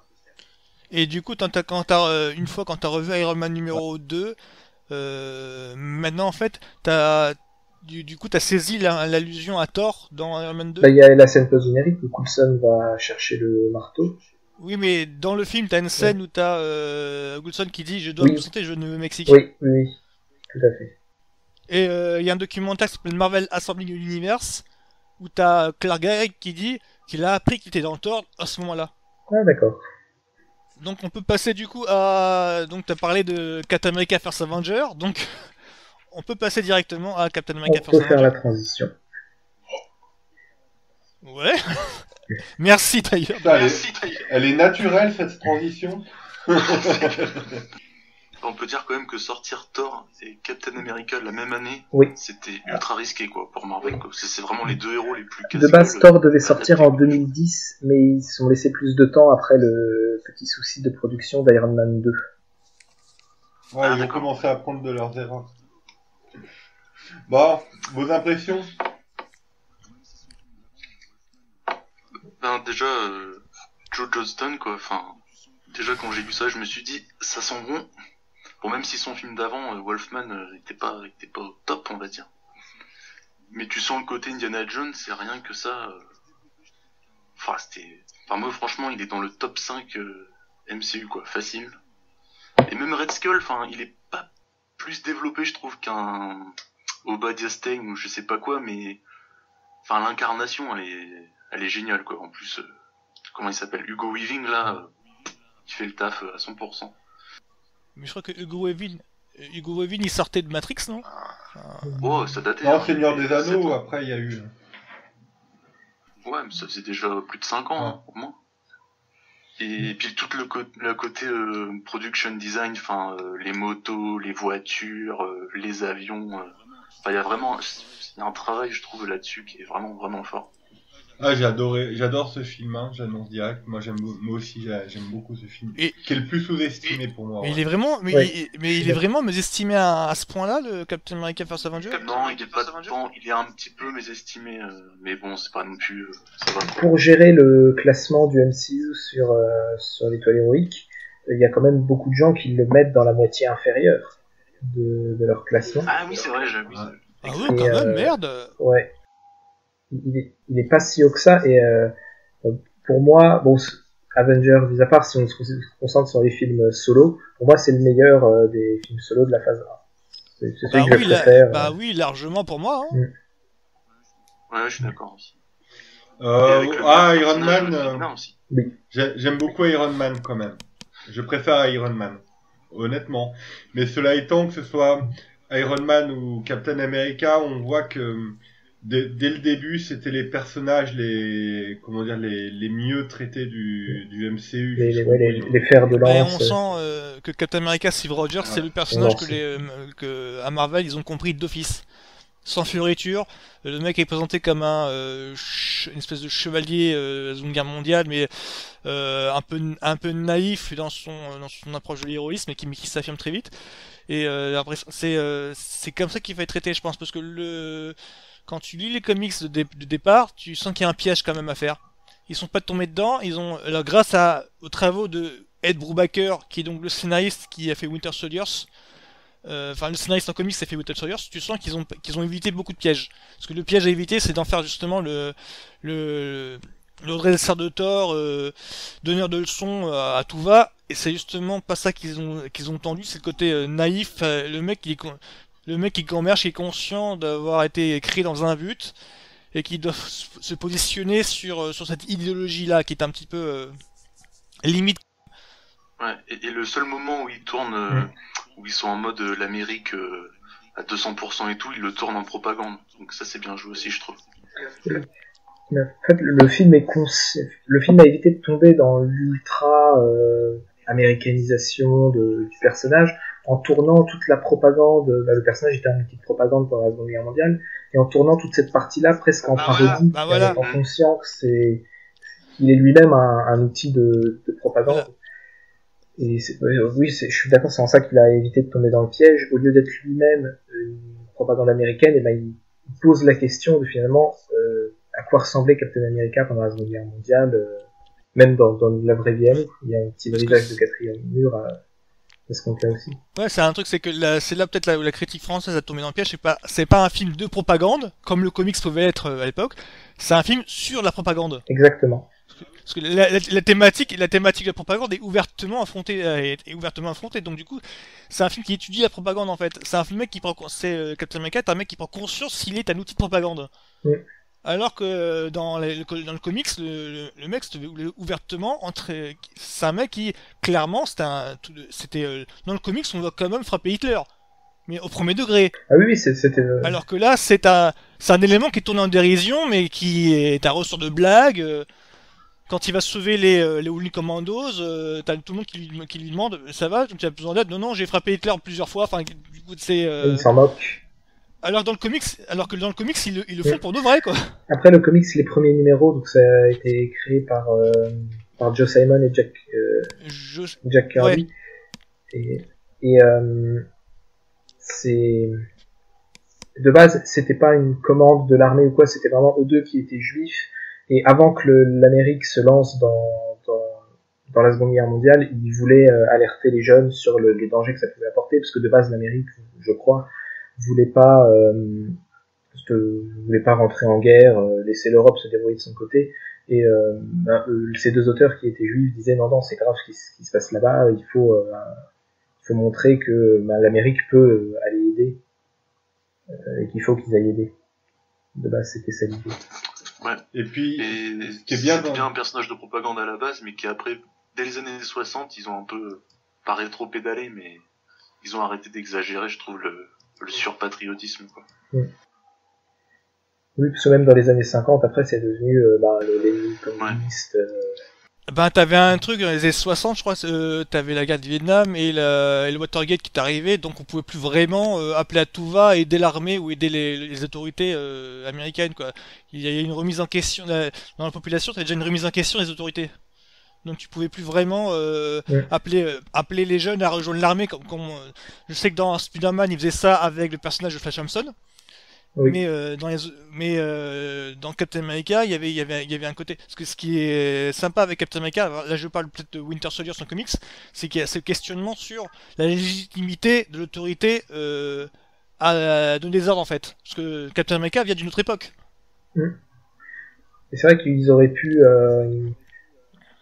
changer, dire est-ce qu'on placerait pas Captain America dans une époque plus proche de la nôtre au moment de faire l'adaptation, et je pense que ça aurait été une erreur parce que au moins dans la représentation qu'on a de la Seconde Guerre mondiale, il y a les gentils, il y a les méchants, qui s'identifient clairement comme des méchants, et ça permet de laisser à Captain America sa place soldat vertueux entre guillemets, alors que s'ils avaient placé ça dans les guerres du Golfe, les guerres plus modernes, je pense que il y aurait eu d'autres problèmes au niveau de la perception que les gens ont de ces conflits-là. Ça permet de donner un cadre un peu original au film, quoi. C'est un peu dans un autre registre, c'était un peu ça dans Wonder Woman, quoi, où tu te plonges dans une époque particulière, ce qui crée une sorte d'impression de changement parmi la répétition des films de super-héros. Mais ce film, outre la propagande, t'as des choses tellement intéressantes sur l'être humain, sur la notion de héros. Enfin voilà, tu vois, quand le docteur, il y a un dialogue entre le docteur et Steve Rogers qui est le Erskine, c'est ça? Ah ouais. Erskine. Vachement profond, tu vois. Qui est vraiment profond. Et je viens d'aller vérifier parce que j'étais plus sûr, mais les scénaristes du film c'était déjà Christopher Marcus et Stephen McFeely, ceux qui ont scénarisé The Winter Soldier, Civil War et puis Infinity War et Endgame. Donc je pense que c'est pour ça aussi que Captain America c'est un des personnages les mieux construits du MCU, parce qu'ils ont eu finalement des architectes qui étaient là du début à la fin. Ouais, et qui sont aussi les scénaristes de Agent Carter, la série télé. Et en plus, le film, on est du coup au 5e film. Ouais. On a eu Pepper, Betty Ross, tout ça.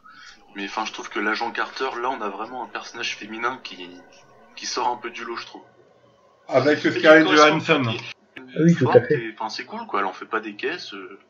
Je la trouve vraiment bien, quoi, cette relation. Avec la petite touche à la fin, là. La petite danse qui n'aura jamais lieu. Parce que oui, c'est Hayley Atwell qui incarne l'agent Carter, mais je crois qu'elle a... Vous connaissiez Hayley Atwell avant Captain America? Ah non. Alors quand même, comme le film il peut être sujet à la critique, moi ce que je lui reproche c'est que la première moitié est vraiment excellente, mais parmi les meilleurs films du MCU, mais la deuxième moitié du film je trouve est quand même un peu moins bonne. Voilà, il y a comme si à un moment ils avaient pris plaisir à développer des tas de choses intéressantes et qu'à un moment ils disent ah bah merde, il faut quand même qu'on termine le film et qu'on aille au bout. Donc ça va peut-être un peu vite. Maintenant, je trouve que la fin a un peu plus d'envergure pour le coup que des films comme Hulk ou Iron Man 1, bien que je préfère toujours quand même un peu Iron Man 1 à celui-ci. Mais je trouve qu'il y a une petite chute qualitative entre le dernier tiers du film et les deux premiers tiers. C'est un peu dommage. Ah, donc ta première partie du développement du personnage et la deuxième, voilà, c'est la guerre, quoi. Et jusqu'au bout, quoi. C'est ça qui a commencé. Et c'est quand même un film où t'as des nazis qui tirent avec des fusils laser et ça passe. Ah oui. Parce que sur le papier, bon, mais ça passe. C'est aussi un film où tu vois un mec jeter un bouclier et ça passe. Ouais. En plus, et les scènes de combat sont très très bien, l'effet bim bam boum là, j'aime beaucoup. Hein. Non, parce que le côté genre, c'est ça, c'est un petit peu comme Thor avec son marteau là. Là, t'as quand même un mec qui jette son bouclier qui revient, on trouve pas ça bizarre. Oui, non, mais on est d'accord que la phase 1, ils ont réussi à nous faire avaler plein de trucs. Je vous avais parlé un jour sur le forum de la notion de taux de crédulité au cinéma. Le taux de crédulité, c'est de faire avaler...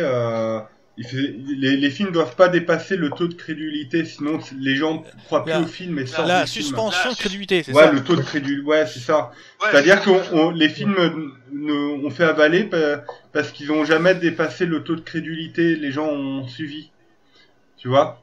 Par contre, quand beaucoup de gens se posent des questions après un film comme Endgame et tout, c'est pas bon signe, parce que ça veut dire qu'à un moment, il y a des gens qui sont sortis du film en se disant, mais tiens, comment ça se fait que... Donc ça, ce sont des films, t'as des trucs énormes qui se passent devant toi, et tu te dis pas, tu te poses même pas de questions, parce que c'est fluide, tu l'encaisses, tu l'avales, tu l'acceptes, tu restes crédule par rapport à tout ça. Oui, mais après, si tu veux ta comparaison avec Endgame, t'as tellement de gens qui ont vu Endgame que forcément tu vas avoir plus de critiques négatives. Oui, d'accord. Après, on n'a pas tous le même taux de crédulité. Ouais, après t'as aussi le fait que t'as un public qui est vachement plus exigeant maintenant qu'à une époque. Et plus exigeant sur le dernier film Avenger aussi, il faut le noter. Oui, voilà. Aussi, oui. Oui, mais Et je veux dire par là que Les Dents de la Mer 77, quand il est sorti, t'avais beaucoup de gens qui ont dit le film est pourri parce qu'on voit que le requin c'est une machine. mais le film, dans son postulat de départ, nous dirige aussi notre suspension d'incrédulité. On aurait mis dans The Dark Knight un type qui lance un bouclier ou un type avec un marteau magique, ça passait pas du tout, alors que ça va passer dans les films Marvel, parce qu'ils vont placer la barre d'incrédulité à une autre position. Ils restent ancrés dans une certaine forme de réel, mais ils autorisent une fantaisie que Nolan, parce que l'exemple est connu. T'as une espèce de contexte fantasy de série B, série Z qui fonctionne parfaitement dans le film Marvel en fait. Après, on parle de... Force vont se prendre. Ah, vas-y. On parle de fantasy qui existait dans les comic books aussi, ça aide à mieux accepter. Elle était préexistante, quoi. Oui. Oui, mais cette fantaisie-là, comment tu la transmets à l'écran? Non, mais on est d'accord, mais le fait que c'est déjà existé en comics te permet de mieux accepter quand ça arrive au cinéma, tu vois ce que je veux dire. Par contre, tu crées un nouveau film de super-héros qui a des super-pouvoirs, tu l'introduis moins facilement. Je pense. C'est le contraire, je pense. C'est plutôt maintenant que... à une époque, on se faisait pas chier avec l'introduction des super-pouvoirs. Maintenant, maintenant, le public étant plus exigeant, il faut introduire tout un contexte. C'est forcé. Mais Blade numéro 1, 90, à aucun moment on te fait une origin story sur le mec. C'est vrai qu'on se faisait pas chier à cette époque-là, c'est sûr. Voilà. Alors que maintenant, t'as un public qui fait que ah non, mais il faut expliquer ça, il faut expliquer ça, c'est pas cohérent, ça n'explique pas ça. Bah oui, mais attends, il y a 20 ans, on n'expliquait pas ça non plus, hein. Même pour reprendre rapidement l'exemple de The Dark Knight, même si, par exemple, Wonder Woman existe dans les comics, elle côtoie Batman dans la Justice League, il y a des dizaines de comics où ils font équipe ensemble, tout ça. J'aurais vu Wonder Woman avec des super pouvoirs apparaître dans un des films de Nolan, j'aurais quand même levé un sourcil. Parce que ça colle pas à l'endroit où Nolan place sa suspension d'incrédulité.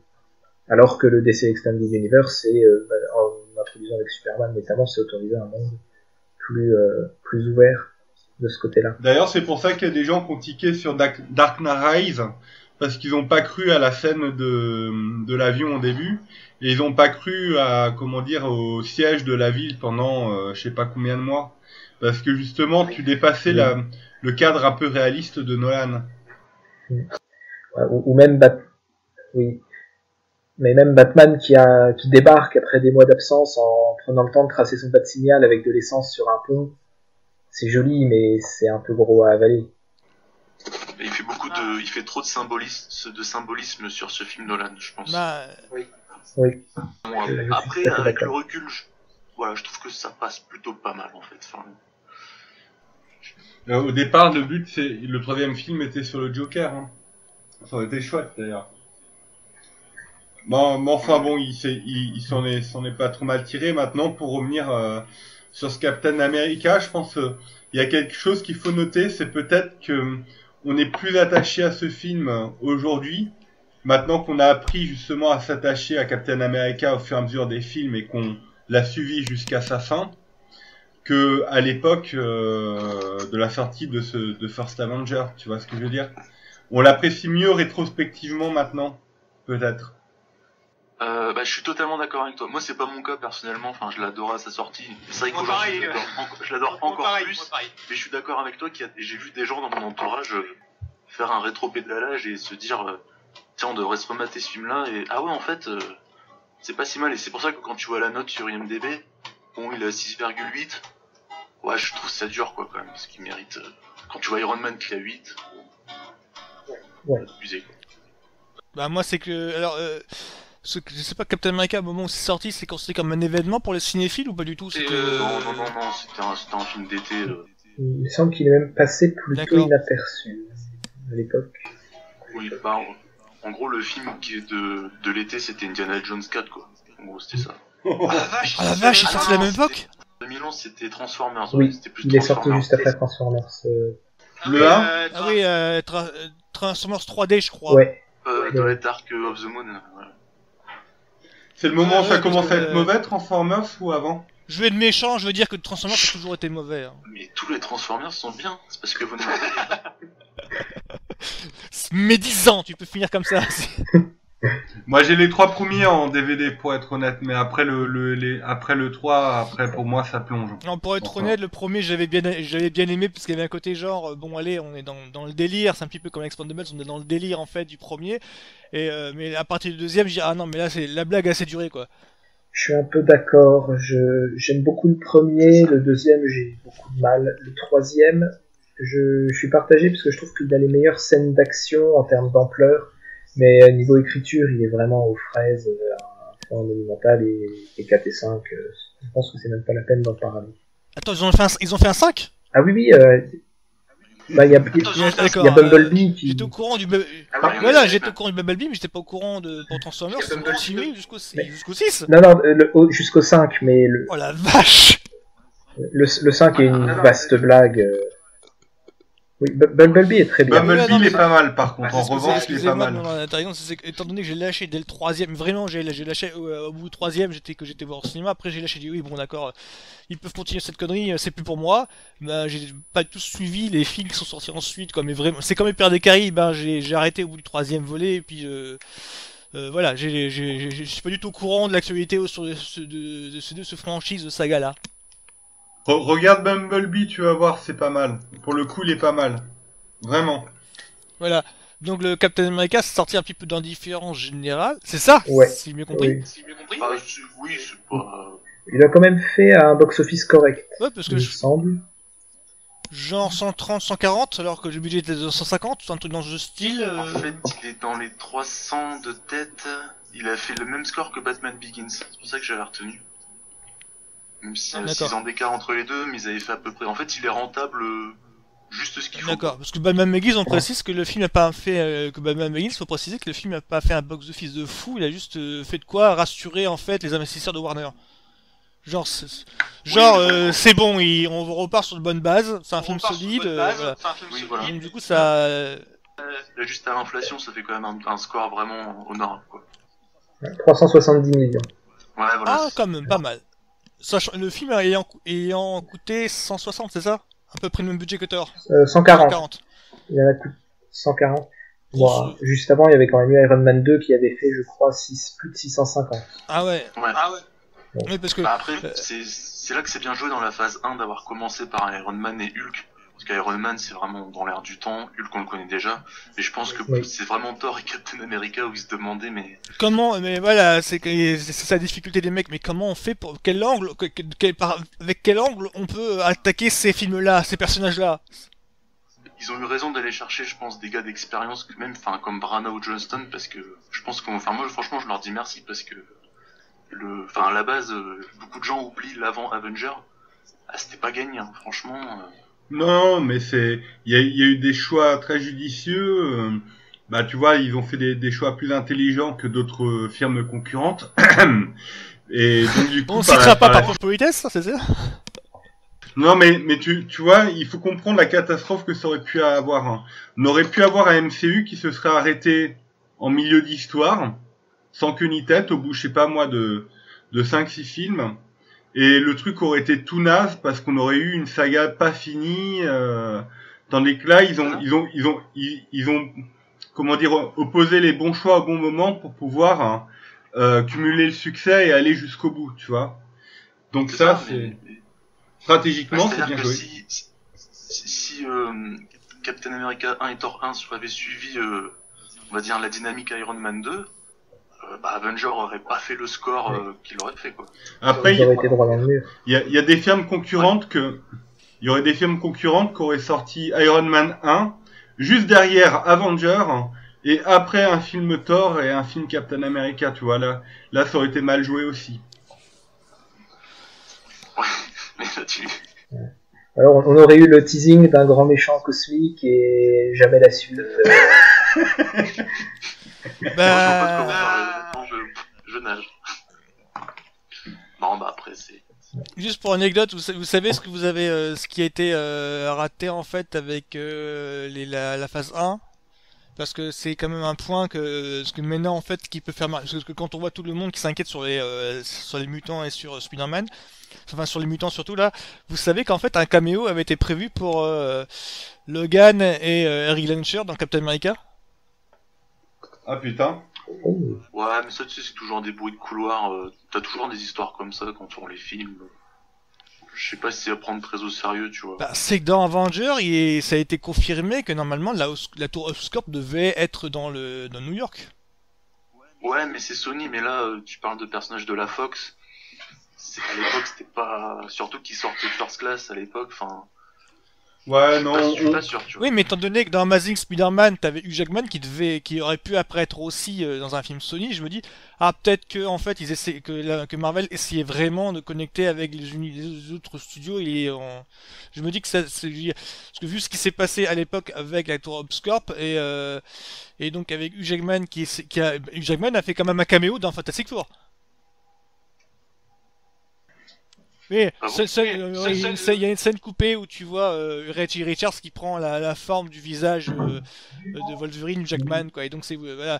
Et donc je me dis là, il y avait une tentative en fait de la part de Marvel de vraiment faire une univers partagé avec les autres studios.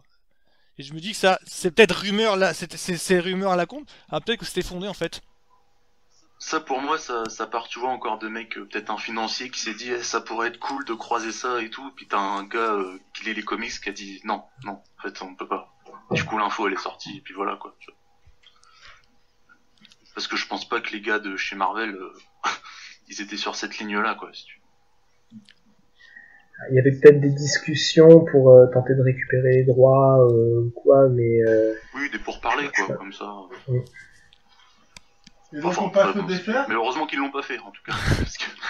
Parce que du coup, Vous ça voulez aurait passer niqué au un petit peu dessert le truc du. Bah oui, mais alors du coup, vous êtes obligé de reprendre Jackman dans les films, c'est ça? Oui. Bah pas de Et du bol, coup, il est périmé déjà par rapport à la Fox. Ouais, Après, c'est vrai qu'ils se sont quand même un petit peu verrouillés dans le sens où maintenant, avec Endgame et tout ce qu'ils ont introduit, ils peuvent le faire maintenant, mais s'ils avaient voulu introduire les mutants, disons pendant la phase 3, ils étaient quand même assez verrouillés au niveau de leur univers, et je vois pas trop comment ils auraient pu l'intégrer de manière organique. Et c'est vrai que Endgame a ouvert des possibilités, mais au niveau de l'énergie libérée par les pierres, tout ça. bon, ils ont raison. Ouais, parce que t'avais. Ouais, parce que vous avez vu la scène coupée de Infinity War où on présente Nick Fury qui parle de Spider-Man et des mutants. Ah, non. C'était pas dans une scène coupée Non, la scène coupée qui est disponible dans le box Oui, Infinity War. oui. Mais c'était une version alternative de la scène d'Iron Man. Ouais, et dans cette scène-là, on voit que Nick Fury, le dialogue qu'il a, il fait clairement référence à Spider-Man et aux mutants. Donc je me dis que déjà à cette époque-là, ils essayaient de lier les trucs, enfin ils essayaient pour parler à l'amiable et en fait toujours à la dernière minute, donc ils pouvaient pas, ils avaient pas les droits. C'est pour ça que je me dis ces rumeurs-là, si ça se trouve, il y avait un fondement de vrai. Si ça se trouve. C'est possible. Bon, on passe au dessert, au meilleur. Ouais, ah, du coup, ils ont refilé la patate chaude à Joss Whedon. Après, débrouille-toi. Ouais. Josh Whedon qui était un script docteur de Captain America. Oui. Ouais. Ah, ça je sais. Et même de Thor. Il avait été script doctor. Ah oui. De Thor. Puis il avait écrit quelques comics aussi, il a écrit des comics. Bah, Astonishing X-Men, ouais, c'est lui qui a créé le Sword. C'est ça, ouais. C'est pour ça que moi, depuis le moment où on a appris que Sword était dans WandaVision, c'est pour ça que je suis dans un trip dans le temps, un jour là. Mais en fait, on va voir les mutants dans WandaVision. Ce serait un bon endroit pour les introduire. On pourrait même imaginer un peu à l'inverse du No More Mutants de House of M, Wanda qui libérerait qui modifierait la réalité à grande échelle, quelque chose comme ça. Mais on verra. Non, je pense je pense qu'à mon avis ils vont essayer de faire un truc avec le Sword, mais je pense que au final t'as le Sword qui devrait remplacer entre guillemets le Shield dans cette phase 4 et en incluant les mutants, genre le Sword a caché l'existence des mutants et des X-Men au monde entier, quoi, comme le Shield devait cacher quelques super-héros dans la phase 1 et 2. Et donc on en vient à Avenger, donc le pic, si je puis dire, c'est le terme un peu en vogue en ce moment de cette phase 1. Donc bon, je sais pas ce que vous en pensez. Je pense qu'on sera d'accord pour dire que c'est un des des meilleurs films du MCU et peut-être dans son genre un des meilleurs films de super-héros. Alors je vous laisse vous exprimer. Surtout le film qui change tout, quoi. Ah bah ça a changé le game à tout jamais, hein. Enfin, c'est, je sais pas si vous étiez comme moi, mais c'est qu'au moment de voir Avenger numéro 1, sorti à la salle, je dis ah mais putain de merde, les films qui vont suivre après là, c'est bon, ils sont niqués. Il y a clairement eu un avant et un après dans le cinéma de super-héros. C'est là que tout le monde s'est dit, un univers partagé, ça peut marcher et ça peut mener à des films aussi grandioses que ça. Mais vous voyez plus loin que les films de super-héros, c'est l'univers partagé en général. Je sais pas, le Monster Universe, qui se soit cassé la gueule ou pas, je parle du principe. Même l'univers Harry Potter, enfin voilà, ça a été incroyable par rapport à ça, si on prend dans le phénomène cinématographique. Mais il faut pas oublier qu'en tant que tel, le film est quand même bigrement solide. Il est bigrement solide. Déjà, je pense que sa force principale, c'est que moi, il y avait quelqu'un qui m'avait dit le film est simple. Et j'avais dit justement, c'est sa force. Parce que bon, le gars, Joss Whedon, on lui demande d'écrire un scénario, il y a 4 licences à croiser, un personnage à semi-rebooter, développer Scarlett Johansson, et tout, ça déroule, ça passe d'une traite, quoi. Le temps de parole entre les différents personnages est extrêmement bien réparti. Tony Stark vole un petit peu la vedette, mais je trouve qu'au niveau équilibre, le film tient extrêmement bien la route. Et il est pas mal écrit, hein. Il y a des dialogues qu'on garde en tête. Oui. Les dialogues, c'est la grande force de Whedon, d'après moi. Même dans ses X-Men, dans ses comics X-Men, c'est les dialogues qu'on retient. Et est-ce que Whedon vous le connaissiez? Est-ce que Buffy Angel vous connaissiez avant de voir le Avenger? Ouais, juste Buffy, moi. Bon, moi j'ai pas trop suivi tout ça. C'était pas mes séries préférées. Buffy, mais j'ai jamais vu en entier. Parce que moi le truc en fait c'est qu'au moment de voir Avenger, je connaissais, j'étais déjà méga fan de Whedon via Buffy et Angel. Avant Tony X-Men je connaissais pas. Et le problème qui se passe c'est que dans Buffy en fait et dans Angel il y avait déjà des méga références aux comics Marvel DC. Dans le sens où t'as des personnages qui ont des évolutions, je vais pas le spoiler, mais Willy Rosenberg dans Buffy, c'est l'évolution de Jean Grey dans X-Men. Ouais. Et ça réparti en 5-6 ans. Ouais, qui fera peut-être l'évolution de la sorcière rouge un peu. T'as Ajax par exemple, disons que ce qu'on appelle le Scooby Gang, c'est-à-dire le groupe en fait de Buffy, Alex, Willow, Cordelia, Giles, qui est donc le bibliothécaire, en grosso modo c'est les Fantastic Four. Il y a un peu de ça, mais le film est très fluide. On prend on se demande, on prend un plaisir de A à Z. Pour moi, c'est le miroir inversé de grands films de super-héros comme Dark Knight ou Watchmen. C'est-à-dire, j'adore ces films qui sont profonds, qui sont sombres, etc. Et celui-ci, il est tout aussi excellent, mais pour des raisons radicalement inverses. Le Avenger, c'est une sorte de soleil. Tu vois ce que je veux dire? On n'est pas dans le film sombre, machin. Là, on est dans un film lumineux qui est vraiment bon parce qu'il est lumineux. Il a pas du tout la même qualité des grands films de super-héros qu'on a lus pour d'autres licences. Mais, il est optimiste. Hein? Il est très optimiste. Oui, voilà, il est bon dans le registre film lumineux, un peu feel good. Et voilà, ça tient la route. Et il y a c'est la période à laquelle c'est pas le Golden Age qu'on appelle ça en comics, l'âge d'argent peut-être, je sais pas. Le Golden Age, c'est création de Batman, Superman, c'est les années 40. Après, l'âge d'argent, c'est l'âge où Marvel a créé tous ses super-héros, les Avengers, les 4 Fantastiques. Et après, il y a eu l'époque moderne qui a commencé avec Watchmen, avec The Dark Knight Returns. Oui, parce que Avenger, on pourrait dire que c'est un grand hommage à la période d'argent, en fait. Oui, tout à fait. Il y a ce feeling, les comics de l'âge d'argent, à chaque fois, tu vois, ces deux super-héros se rencontrent. D'abord, ils se tapent dessus parce qu'il y a une incompréhension, et après, ils s'allient contre une menace. C'est le fond de commerce de tous les épisodes Marvel Team Up de l'époque avec la chose. Et tu retrouves exactement ça dans le film. D'abord, ils se rencontrent dans la forêt, ils se tapent tous dessus. Puis au final, ils comprennent que c'est Loki qui manipule tout ça et ils s'allient tous contre Loki. Je crois qu'il est le pitch du premier numéro Avenger d'ailleurs, comics. Exactement. On sent... Sauf que t'as pas la guêpe et... Oui, alors j'ai appris que normalement, alors ça c'était déjà à l'époque, j'ai appris ça, c'était Ant-Man et la guêpe en fait, Ant-Man and the Wasp, devaient être inclus dans le premier jet scénario de Whedon. Il y avait le problème étant... Le film Ant-Man a commencé à être développé en même temps que Iron Man, mais bon, il y a eu tous les problèmes avec Edgar Wright. Non, je crois pas, je crois que c'était avant. Peut-être même avant, mais dès 2005-2006... Un petit peu avant. Oui, c'était avant que Marvel Studios existe en fait. Edgar Wright était déjà sur le projet Ant-Man. Et le projet Ant-Man était racheté avec la fondation de Marvel Studios. Ouais. Il me semble que c'est ça. C'est possible, mais en tout cas, dès le début, il y avait un projet de film Ant-Man qui finalement n'a pas abouti avant de faire Avengers. Mais enfin, ce film, le seul reproche que je lui fais, c'est que au niveau de la gravité de la menace, c'est plutôt le nombre en raison de l'armée Chitauri qui débarque. Mais en soi, Loki, on peut pas dire que ce soit... Alors c'est un adversaire qu'on connaît, qui a ses profondeurs, mais on peut pas dire qu'en degré de menace, il inquiète vraiment, tu vois. C'est le seul point faible que je lui reprocherais.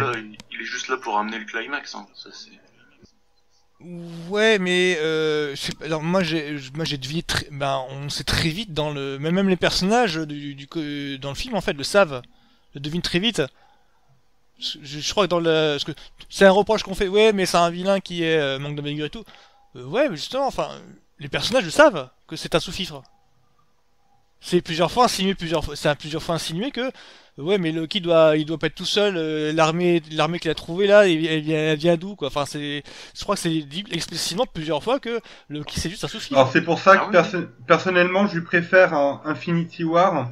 Parce que ce que j'aime le plus, c'est un des points que j'aime le plus dans Infinity War, c'est qu'honnêtement, à partir du moment où Thanos débarque, tu sais qu'ils vont pas tous survivre, et que tu as une réelle inquiétude sur les personnages, tu vois. Tandis qu'Avenger, si tu veux, malgré tout, de la première scène jusqu'à la fin, tu sais que tout va bien se passer. Voilà, t'as pas vraiment peur pour eux, quoi. Bah, même si à la fin, moi je me suis demandé, la première fois que tu vois les Chitauri arriver, je me suis dit, mais comment ils vont faire, quoi? Ils sont que 6. Il y a une armée de l'espace qui débarque, bon. Je me pose quand même la question, bon après, bien sûr. Ouais. Ils sont 6 et on sent qu'ils s'entendent pas trop sur ils sont encore en train de se chamailler, enfin... La dynamique de groupe est excellente. La dynamique de groupe, elle est pas encore là, et c'est au moment sur le bataille là qu'il y a de secret, quoi. Ouais. Moi, personnellement, je préfère Avengers 2, alors je sais que c'est pas une opinion qui est très répandue, mais non mais moi aussi pareil. Ouais, je trouve Avengers 2 déjà niveau mise en scène, je le trouve plus maîtrisé, la photographie est plus jolie. Je trouve l'héliporteur, beaucoup des décors à l'intérieur font un peu décors de séries télé. Enfin, tout est éclairé, tout est très simple, gris et blanc. Donc il y a plus de jeux de lumière et de couleurs dans Avengers 2. Et vu que je suis assez sensible à tout ce qui est image dans un film plus qu'à ce qui est scénario, en tout cas, j'accroche un peu plus à Avengers 2, et puis tout le côté international aussi. Là dans le premier Avengers, la Terre est menacée, mais ça se résume à New York, alors que dans le 2 on visite l'Afrique, on visite la Corée, ils vont en Europe, le climax est en Europe d'ailleurs. Je trouve que niveau protecteur de la Terre, le 2 est plus concret là-dessus. Alors imaginez si Whedon avait pu sortir sa version de 3 heures de Avengers 2. Mais j'en rêve presque plus que de la Snyder Cut, de la version 3 heures de Age of Ultron. Parce que moi, le problème de Avenger numéro 1, alors c'est purement technique, je pense.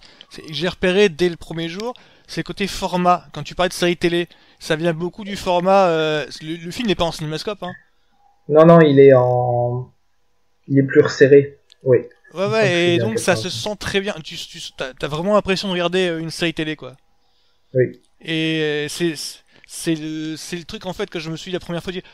Ouais, c'est direction d'acteur impeccable, scénario impeccable et visuellement et tout. Attends, on sent que le mec vient de la télé, quoi. Enfin, la bataille de New York, c'est du grand cinéma quand même, malgré tout. Hein. Ah non, c'est de la série télé, hein. T'as beaucoup de séries télé qui ont ce genre de format. Ah, en tout cas, les scènes en eux-mêmes, pour moi, c'est du grandiose, la bataille de New York. Ah oui, non, mais c'est efficace. Mais je veux dire, la mise en scène et tout, ça fait série télé. Ouais. Ah, ça dépend, parce que t'as quand même, enfin, les effets spéciaux qu'on pense et Et le c'est un peu plan, compliqué. le Ouais. plan séquence donne une petite production value. Oui, Même si c'est un faux plan séquence, on est quand même immergé dans la bataille. Et ça, c'est la signature de Whedon, il le fait déjà de Buffy dans Angel. Ouais. Après, t'as quand même des placements de caméra intéressants. Je me rappelle, il y avait la caméra dans la voiture, la caméra qui tourne sur elle-même. Enfin, tu sens qu'il s'amuse. Il a vraiment. Ah oui, non, mais c'est un truc que j'insiste, c'est que Whedon le faisait déjà dans Buffy dans Angel. Ah, le plan séquence d'Avenger 1, bon, c'est quand même du très bon cinéma. Alors je sais qu'il y a des gens qui disent que Marvel c'est pas du ciné, mais si franchement la bataille de New York c'est pas du ciné, bah je sais pas quoi, En je regarde l'occurrence, plus ce rien à la plan télé. séquence-là, beaucoup de gens ont dit que ça fait très jeu vidéo. Ah, Ouais, c'est comme Matrix. Après, t'en sors pas.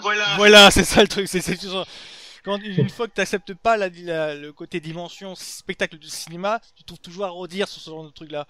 Quand je voyais ça au cinéma, je dis ah ouais, il a osé faire ça. Le plan séquence mortel qui part de Black Widow, qui suit Iron Man ensuite, qui va sur Captain America, Hawkeye, puis après sur Thor et Hulk. Les voit t'as le plan séquence qui unit en fait les 6 sur le feu de l'action. Je me suis dit, il a osé faire ça. Tu m'étonnes que le mec, je crois qu'il a fait 200 millions de dollars dès le premier week-end, c'est ça? Bah, Oui. maintenant, C'est le premier film à avoir fait ça. Maintenant, pour rejoindre un peu Adam Edel, c'est vrai qu'en termes d'image, de photographie, moi, il y a des images qui m'ont plus marqué sur la photographie dans Avengers 2, dans Avengers 3 et dans Avengers 4. Voilà, tu vois, quand je pense un peu à ces films Marvel, ce qui me revient en tête, bon, je vois le plan séquence de Avengers 1 qui m'a marqué, mais je vois par exemple l'image de Thanos qui balance une lune, je vois l'image du Benatar perdu dans l'espace, tu vois, je vois plus des images comme ça, ou Vormir, ou des trucs où j'ai l'impression que la photo a été plus soignée par rapport à Avengers 1. Mais voilà, mais pourtant, paradoxalement, il y a comment dire, les scènes d'ampleur sont vraiment bonnes, quoi. J'ai eu, voilà, sauf la dernière bataille d'Endgame, évidemment, mais là, je veux dire, c'est assez extraordinaire, quoi. On peut dire que le film a un côté kitsch, mais justement, je trouve que le format aide bien ce côté kitsch, en fait. Enfin, quand je vois rien que le costume de Captain America, oui, à la fin, en plus avec ce format un peu, oui, série télé si on veut. Il assume clairement d'être un hommage. Voilà, le gars il assume à 200% et voilà, il se dit ouais, ça passe. Puis en plus c'est justifié en une phrase par Coulson. D'ailleurs, ils en rigolent dans Endgame, hein. Oui, Oui. Non, mais c'est ça le truc en fait, c'est que t'as Whedon, il suffit d'un bon scénariste et bon dialoguiste pour essayer de permettre d'avoir plusieurs outils, enfin littéraires pour le coup, de scénario, de dialogue et tout, parce que le costume en fait, c'est par rapport au comics Captain America que Coulson est fan et tout là. Du coup, ça apporte un côté sentimental qui fait passer l'effet kitsch du costume.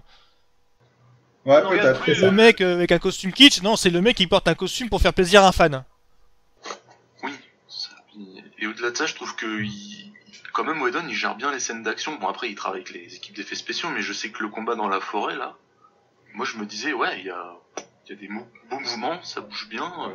Je sens qu'il est plutôt à l'aise dans cette gestion là quoi. Ça me gêne moins que la shaky cam des Russo, hein, clairement. Hein.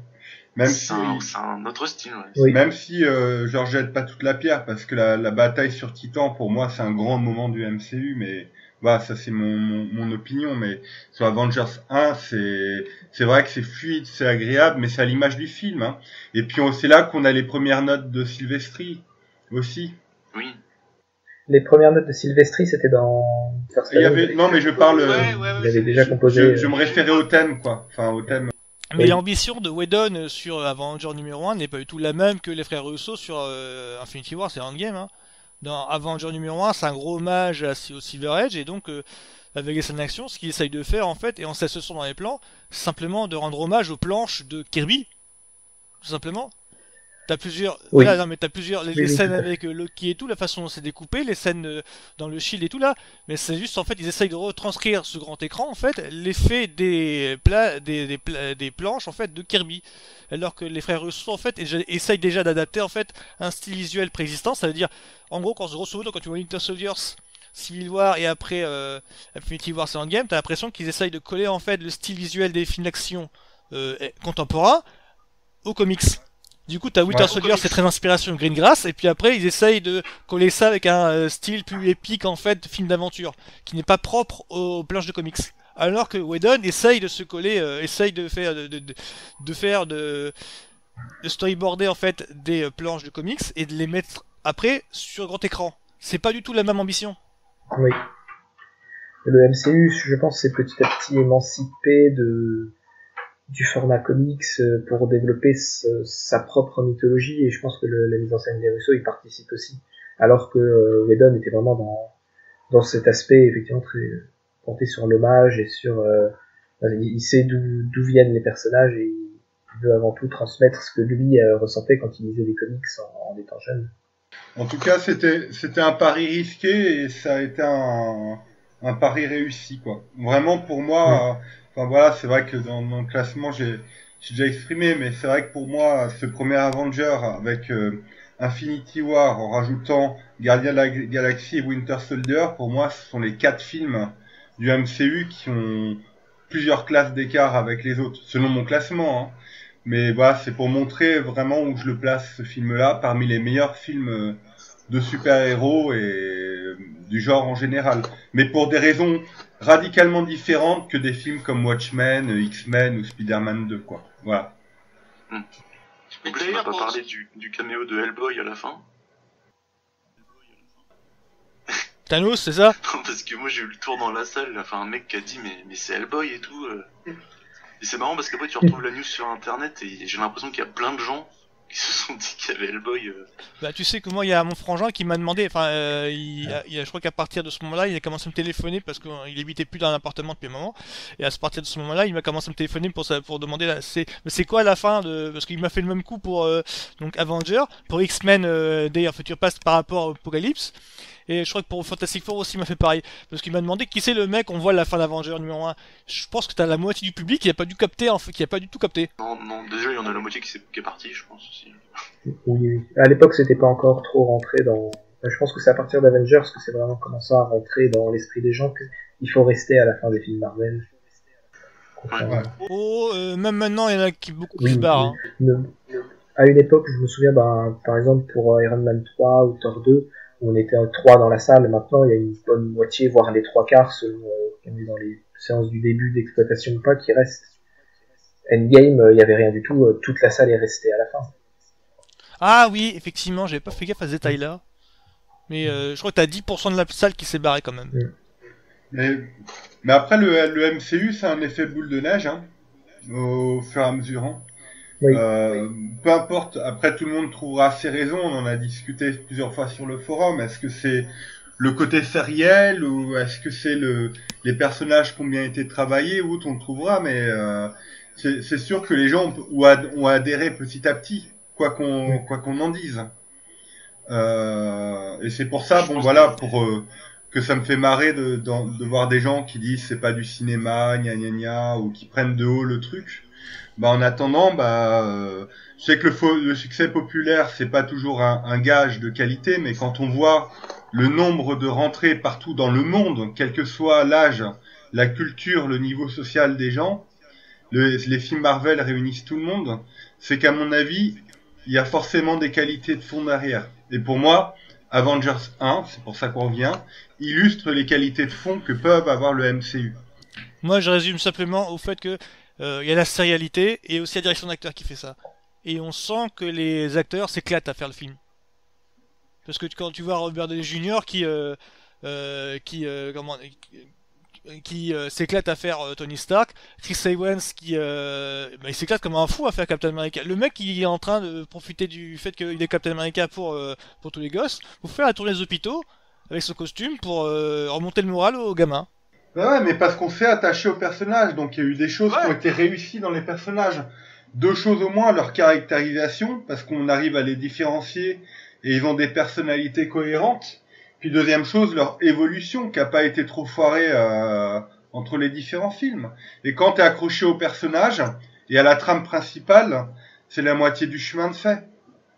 Mais ce sont des vraies qualités qu'on peut pas retirer à Marvel, tu vois ce que je veux dire? Oui, tout à fait d'accord. Et beaucoup de gens te diront, mais non, c'est juste Disney qui a un marketing fort. À ça, je pourrais répondre, si c'était que du marketing, ça marcherait pas autant sur autant de temps. Tu vois, les sagas genre Pirates des Caraïbes, ça s'est planté au bout du 20e volet. Là, ça fait genre 10-15 ans que ça dure.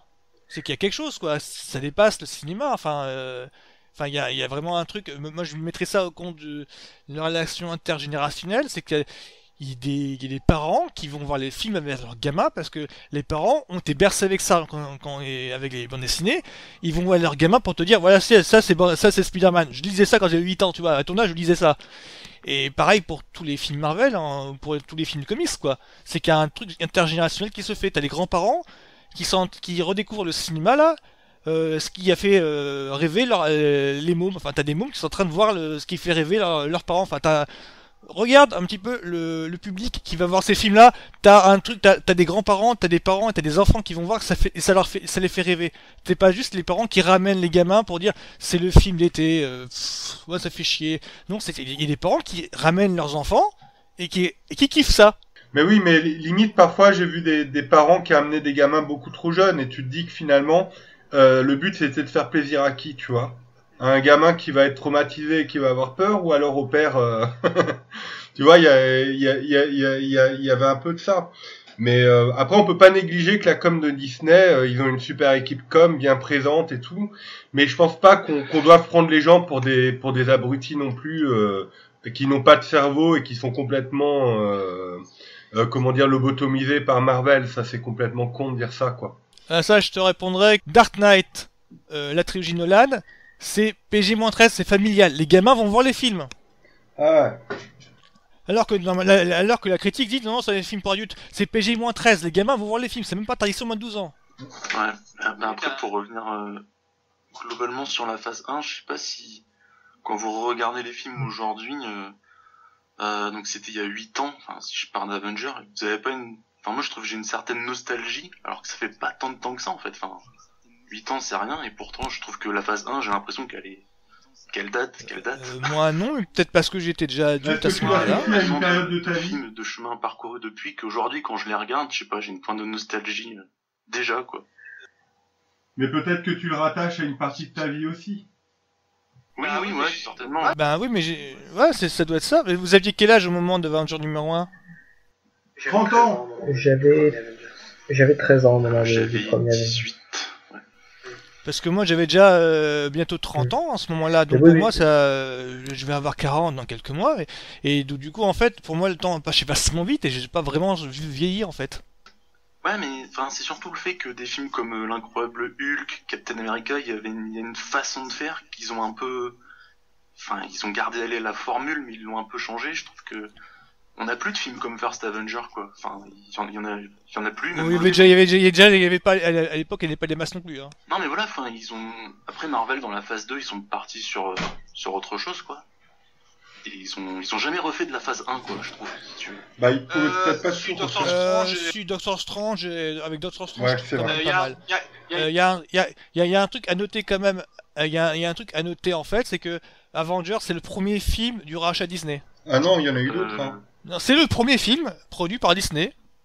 Ouais, mais c'est pas encore le premier film où ils ont vraiment eu les mains libres les mains dessus, Oui.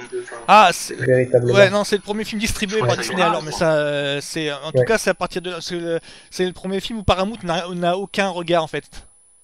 Donc il y a Oui. dû avoir un laps de temps. Ouais. Et t'as le logo Et quand donc même du au coup, début, ouais, à partir de la phase 2, t'as eu le discours récurrent depuis que Marvel s'est fait Disneyiser, c'est devenu pourri. Alors que, désolé, mais moi je regarde les films en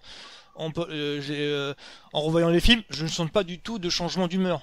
Enfin, de changement d'ambiance. Non, ouais, moi ça m'a jamais impacté non plus, ça, franchement. Ah. Sinon. Tu sens qu'il y a, il y a quelques trucs qui sont Ouais. édulcorés quand même.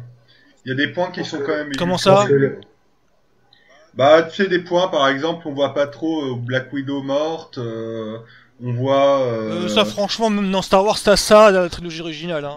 Ils sont pas allés trop lourd encore sur l'aspect dramatique du claquement de Thanos, qui aurait pu être beaucoup plus sombre, brutal. Bon voilà, ils ont quand même édulcoré des trucs. On peut pas le cacher. C'est l'aspect film d'aventure familiale. Ouais, c'est pas Disney, hein. Indiana Jones aussi, c'était ça. Enfin, Star Wars, la trilogie originale, t'as ça aussi, hein. La momie, t'as ça aussi, hein, avec Brendan Fraser. C'est pas Disney qui veut ça. Enfin, dans la phase 1, t'avais le deuil sur, soi-disant, le mec est mort, mais en fait, non, oh zut, Winter Soldier, Bucky Barnes, pardon.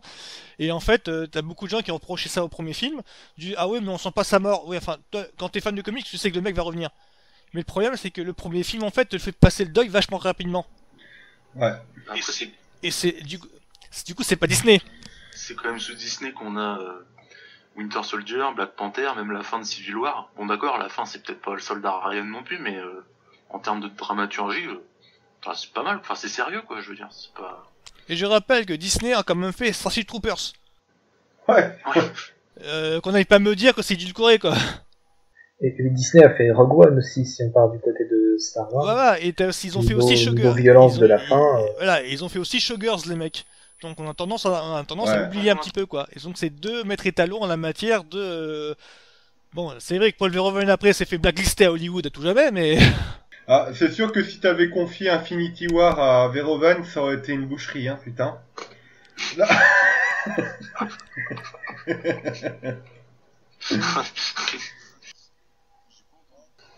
Ok, on fait quoi? Bilan sur la base 1, ouais, phase 1, ouais.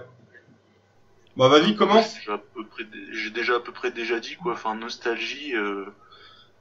Alors après, faudrait qu'on parle de la phase 2, mais je pense préférer la phase 1, mais c'est assez serré entre les deux en fait. Mais bon, ça ce sera un autre. Ah, ce sera un peu de podcast, hein. On va lancer des idées pour le. Oui.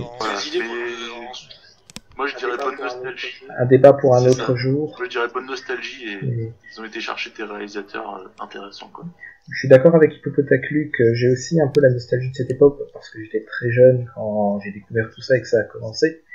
Et même si elle contient aucun de mes films Marvel préférés, donc Ragnarok, Avengers 2, Les Gardiens de la Galaxie, que je compte parmi les meilleurs du MCU, même si elle en contient aucun, ça reste pour moi ma phase préférée parce que je trouve qu'elle a vraiment un but, elle a une construction qui se fait petit à petit. On nous présente d'abord le Shield, après Nick Fury et le Cube, après Serum du Super Soldat, Loki, puis le Cube plus en détail, et on finit par rassembler tout ça dans Avengers, en plus des différents héros, mais chaque héros va apporter une des pierres qui va constituer Avengers, et je trouve que c'est en ça que la phase a vraiment un but, et la phase 3 manque un petit peu ce coche-là. J'aurais bien aimé que dans chaque film donne, par exemple, on voit Thanos récupérer une info ou récupérer une pierre, et que ça se construise petit à petit. Là, c'était vraiment cette construction qui fait que pour moi la phase 1 reste la mieux construite, donc celle que je préfère dans les phases du MCU, même si mes films préférés sont arrivés plus tard. C'est pas plutôt la phase 2 dont tu parles, qu'ils ont loupé le coche dans la phase 2, non? La phase 2, oui, je trouve qu'elle a aucun but et aucun sens, mais en même temps je vois pas trop où elle aurait pu aller, vers Civil War peut-être, alors que la phase 3 elle avait vraiment un but, c'était Infinity War, et au final Thanos on n'en entend quasiment pas parler de toute la phase 3. De phase 2 tu veux dire? De toute la phase 2 et de toute la phase 3. Thanos, on le voit même pas dans les Gardiens de la Galaxie volume 2. Thanos, on le voit plus en phase 2 qu'en phase 3, hein, finalement. On le voit dans les Gardiens de la Galaxie, on le voit dans la phase générique d'Avengers 2. Et finalement, en phase 3 jusqu'à Infinity War, on le voit pas tant que ça. Ah, moi, ma conclusion, elle va être un petit peu un peu avec ce que tu as dit, qui est bien construit et pertinent à donner d'elle. Enfin, toi aussi, phase 1, c'est le moment où il fallait faire les premiers bons choix stratégiques. Et ces premiers bons choix stratégiques ont été faits, ce qui était loin d'être évident à l'époque. Il y a eu une énorme prise de risque de la part de Marvel, et finalement ça a payé. Il y avait plus de chances que ça se casse la gueule que ça réussisse, et ça a payé. Et donc ce qui me vient en tête, c'est rampe de lancement. Ces bons choix ont permis de créer une sorte de rampe de lancement, Puis dernier point, plus accessoire, qui rejoint plus les propos d'Hippo, c'est vrai qu'il y a une petite nostalgie à ce moment-là, parce que voilà quoi, on s'imaginait plein de choses, et toutes ces plein de choses finalement sont arrivées maintenant en 2020. Et quelque part, j'aimerais bien revenir dans le temps, faire comme Avengers Endgame, et revenir à cette période où tout le champ de possibles était ouvert. Mais en tout cas, bien joué de leur part. Et voilà, alors pour nuancer mon propos, comme j'ai dit, il y a des films qui manquent peut-être un petit peu d'ampleur et d'ambition, ce qui est dommage.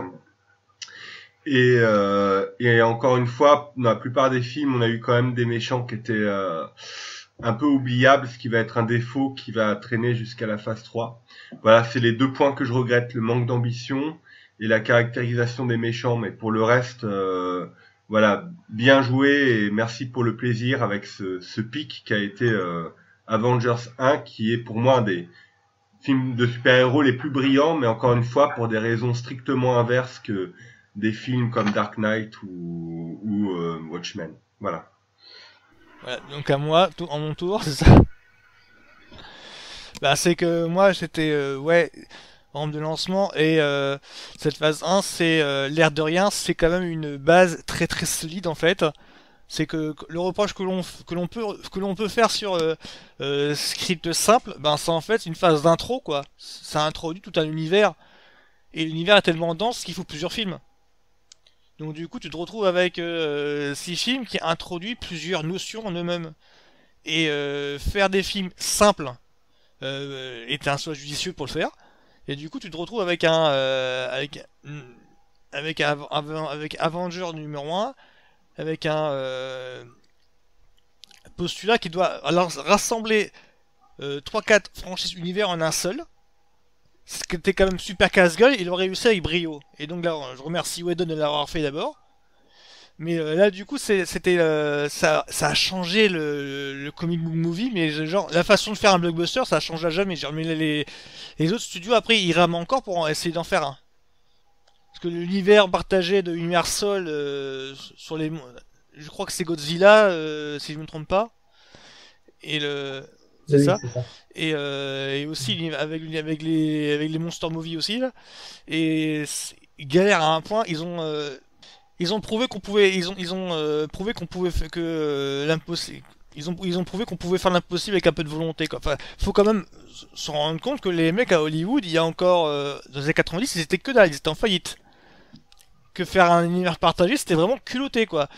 Donc ça m'étonne pas qu'à la fin que t'as des mecs comme Scorsese qui se montrent un petit peu jaloux. C'est parce que en fait à Hollywood, les Marvel Studios c'est un petit peu les outsiders. Ils ont fait un truc que les autres n'osaient pas. Et ils réussissent. Donc maintenant on va voir un petit peu pour la phase 4. Je les attends au tournant pour ça. Je veux dire, est-ce qu'ils vont réussir à rebondir? Je leur fais confiance parce que vu ce qu'ils ont fait avec la phase 1, bah ils ont fait leur preuve avant. Donc c'est un petit peu ça, mon petite note d'espoir. Après, pour la concurrence, juste pour boucler dessus, je pense que lorsque DC fait Joker, c'est-à-dire un film complètement différent et détaché d'un univers partagé, je pense qu'il voit juste. Je pense qu'il faut que Marvel suive un peu sa logique, son style de film dans son truc. Et la concurrence, plutôt que limitée, devrait plutôt chercher à s'en détacher. En plus, ça permet d'ouvrir l'offre de films de super-héros dans des registres très différents. Voilà. Après, si ça pouvait être mieux que Joker, ce serait quand même bien aussi. Oui. Je suis d'accord. Moi, j'ai beaucoup aimé Après, Joker. J'ai beaucoup aimé. Oui, là, c'est... on va tomber d'accord sur un désaccord. Bon, on appuie sur le bouton arrêt. Et ben oui, c'était très très bien. Oui, j'imagine. Ça marche. Moi aussi, Bonne soirée et au plaisir de débattre. Bye. Salut à tous. Salut.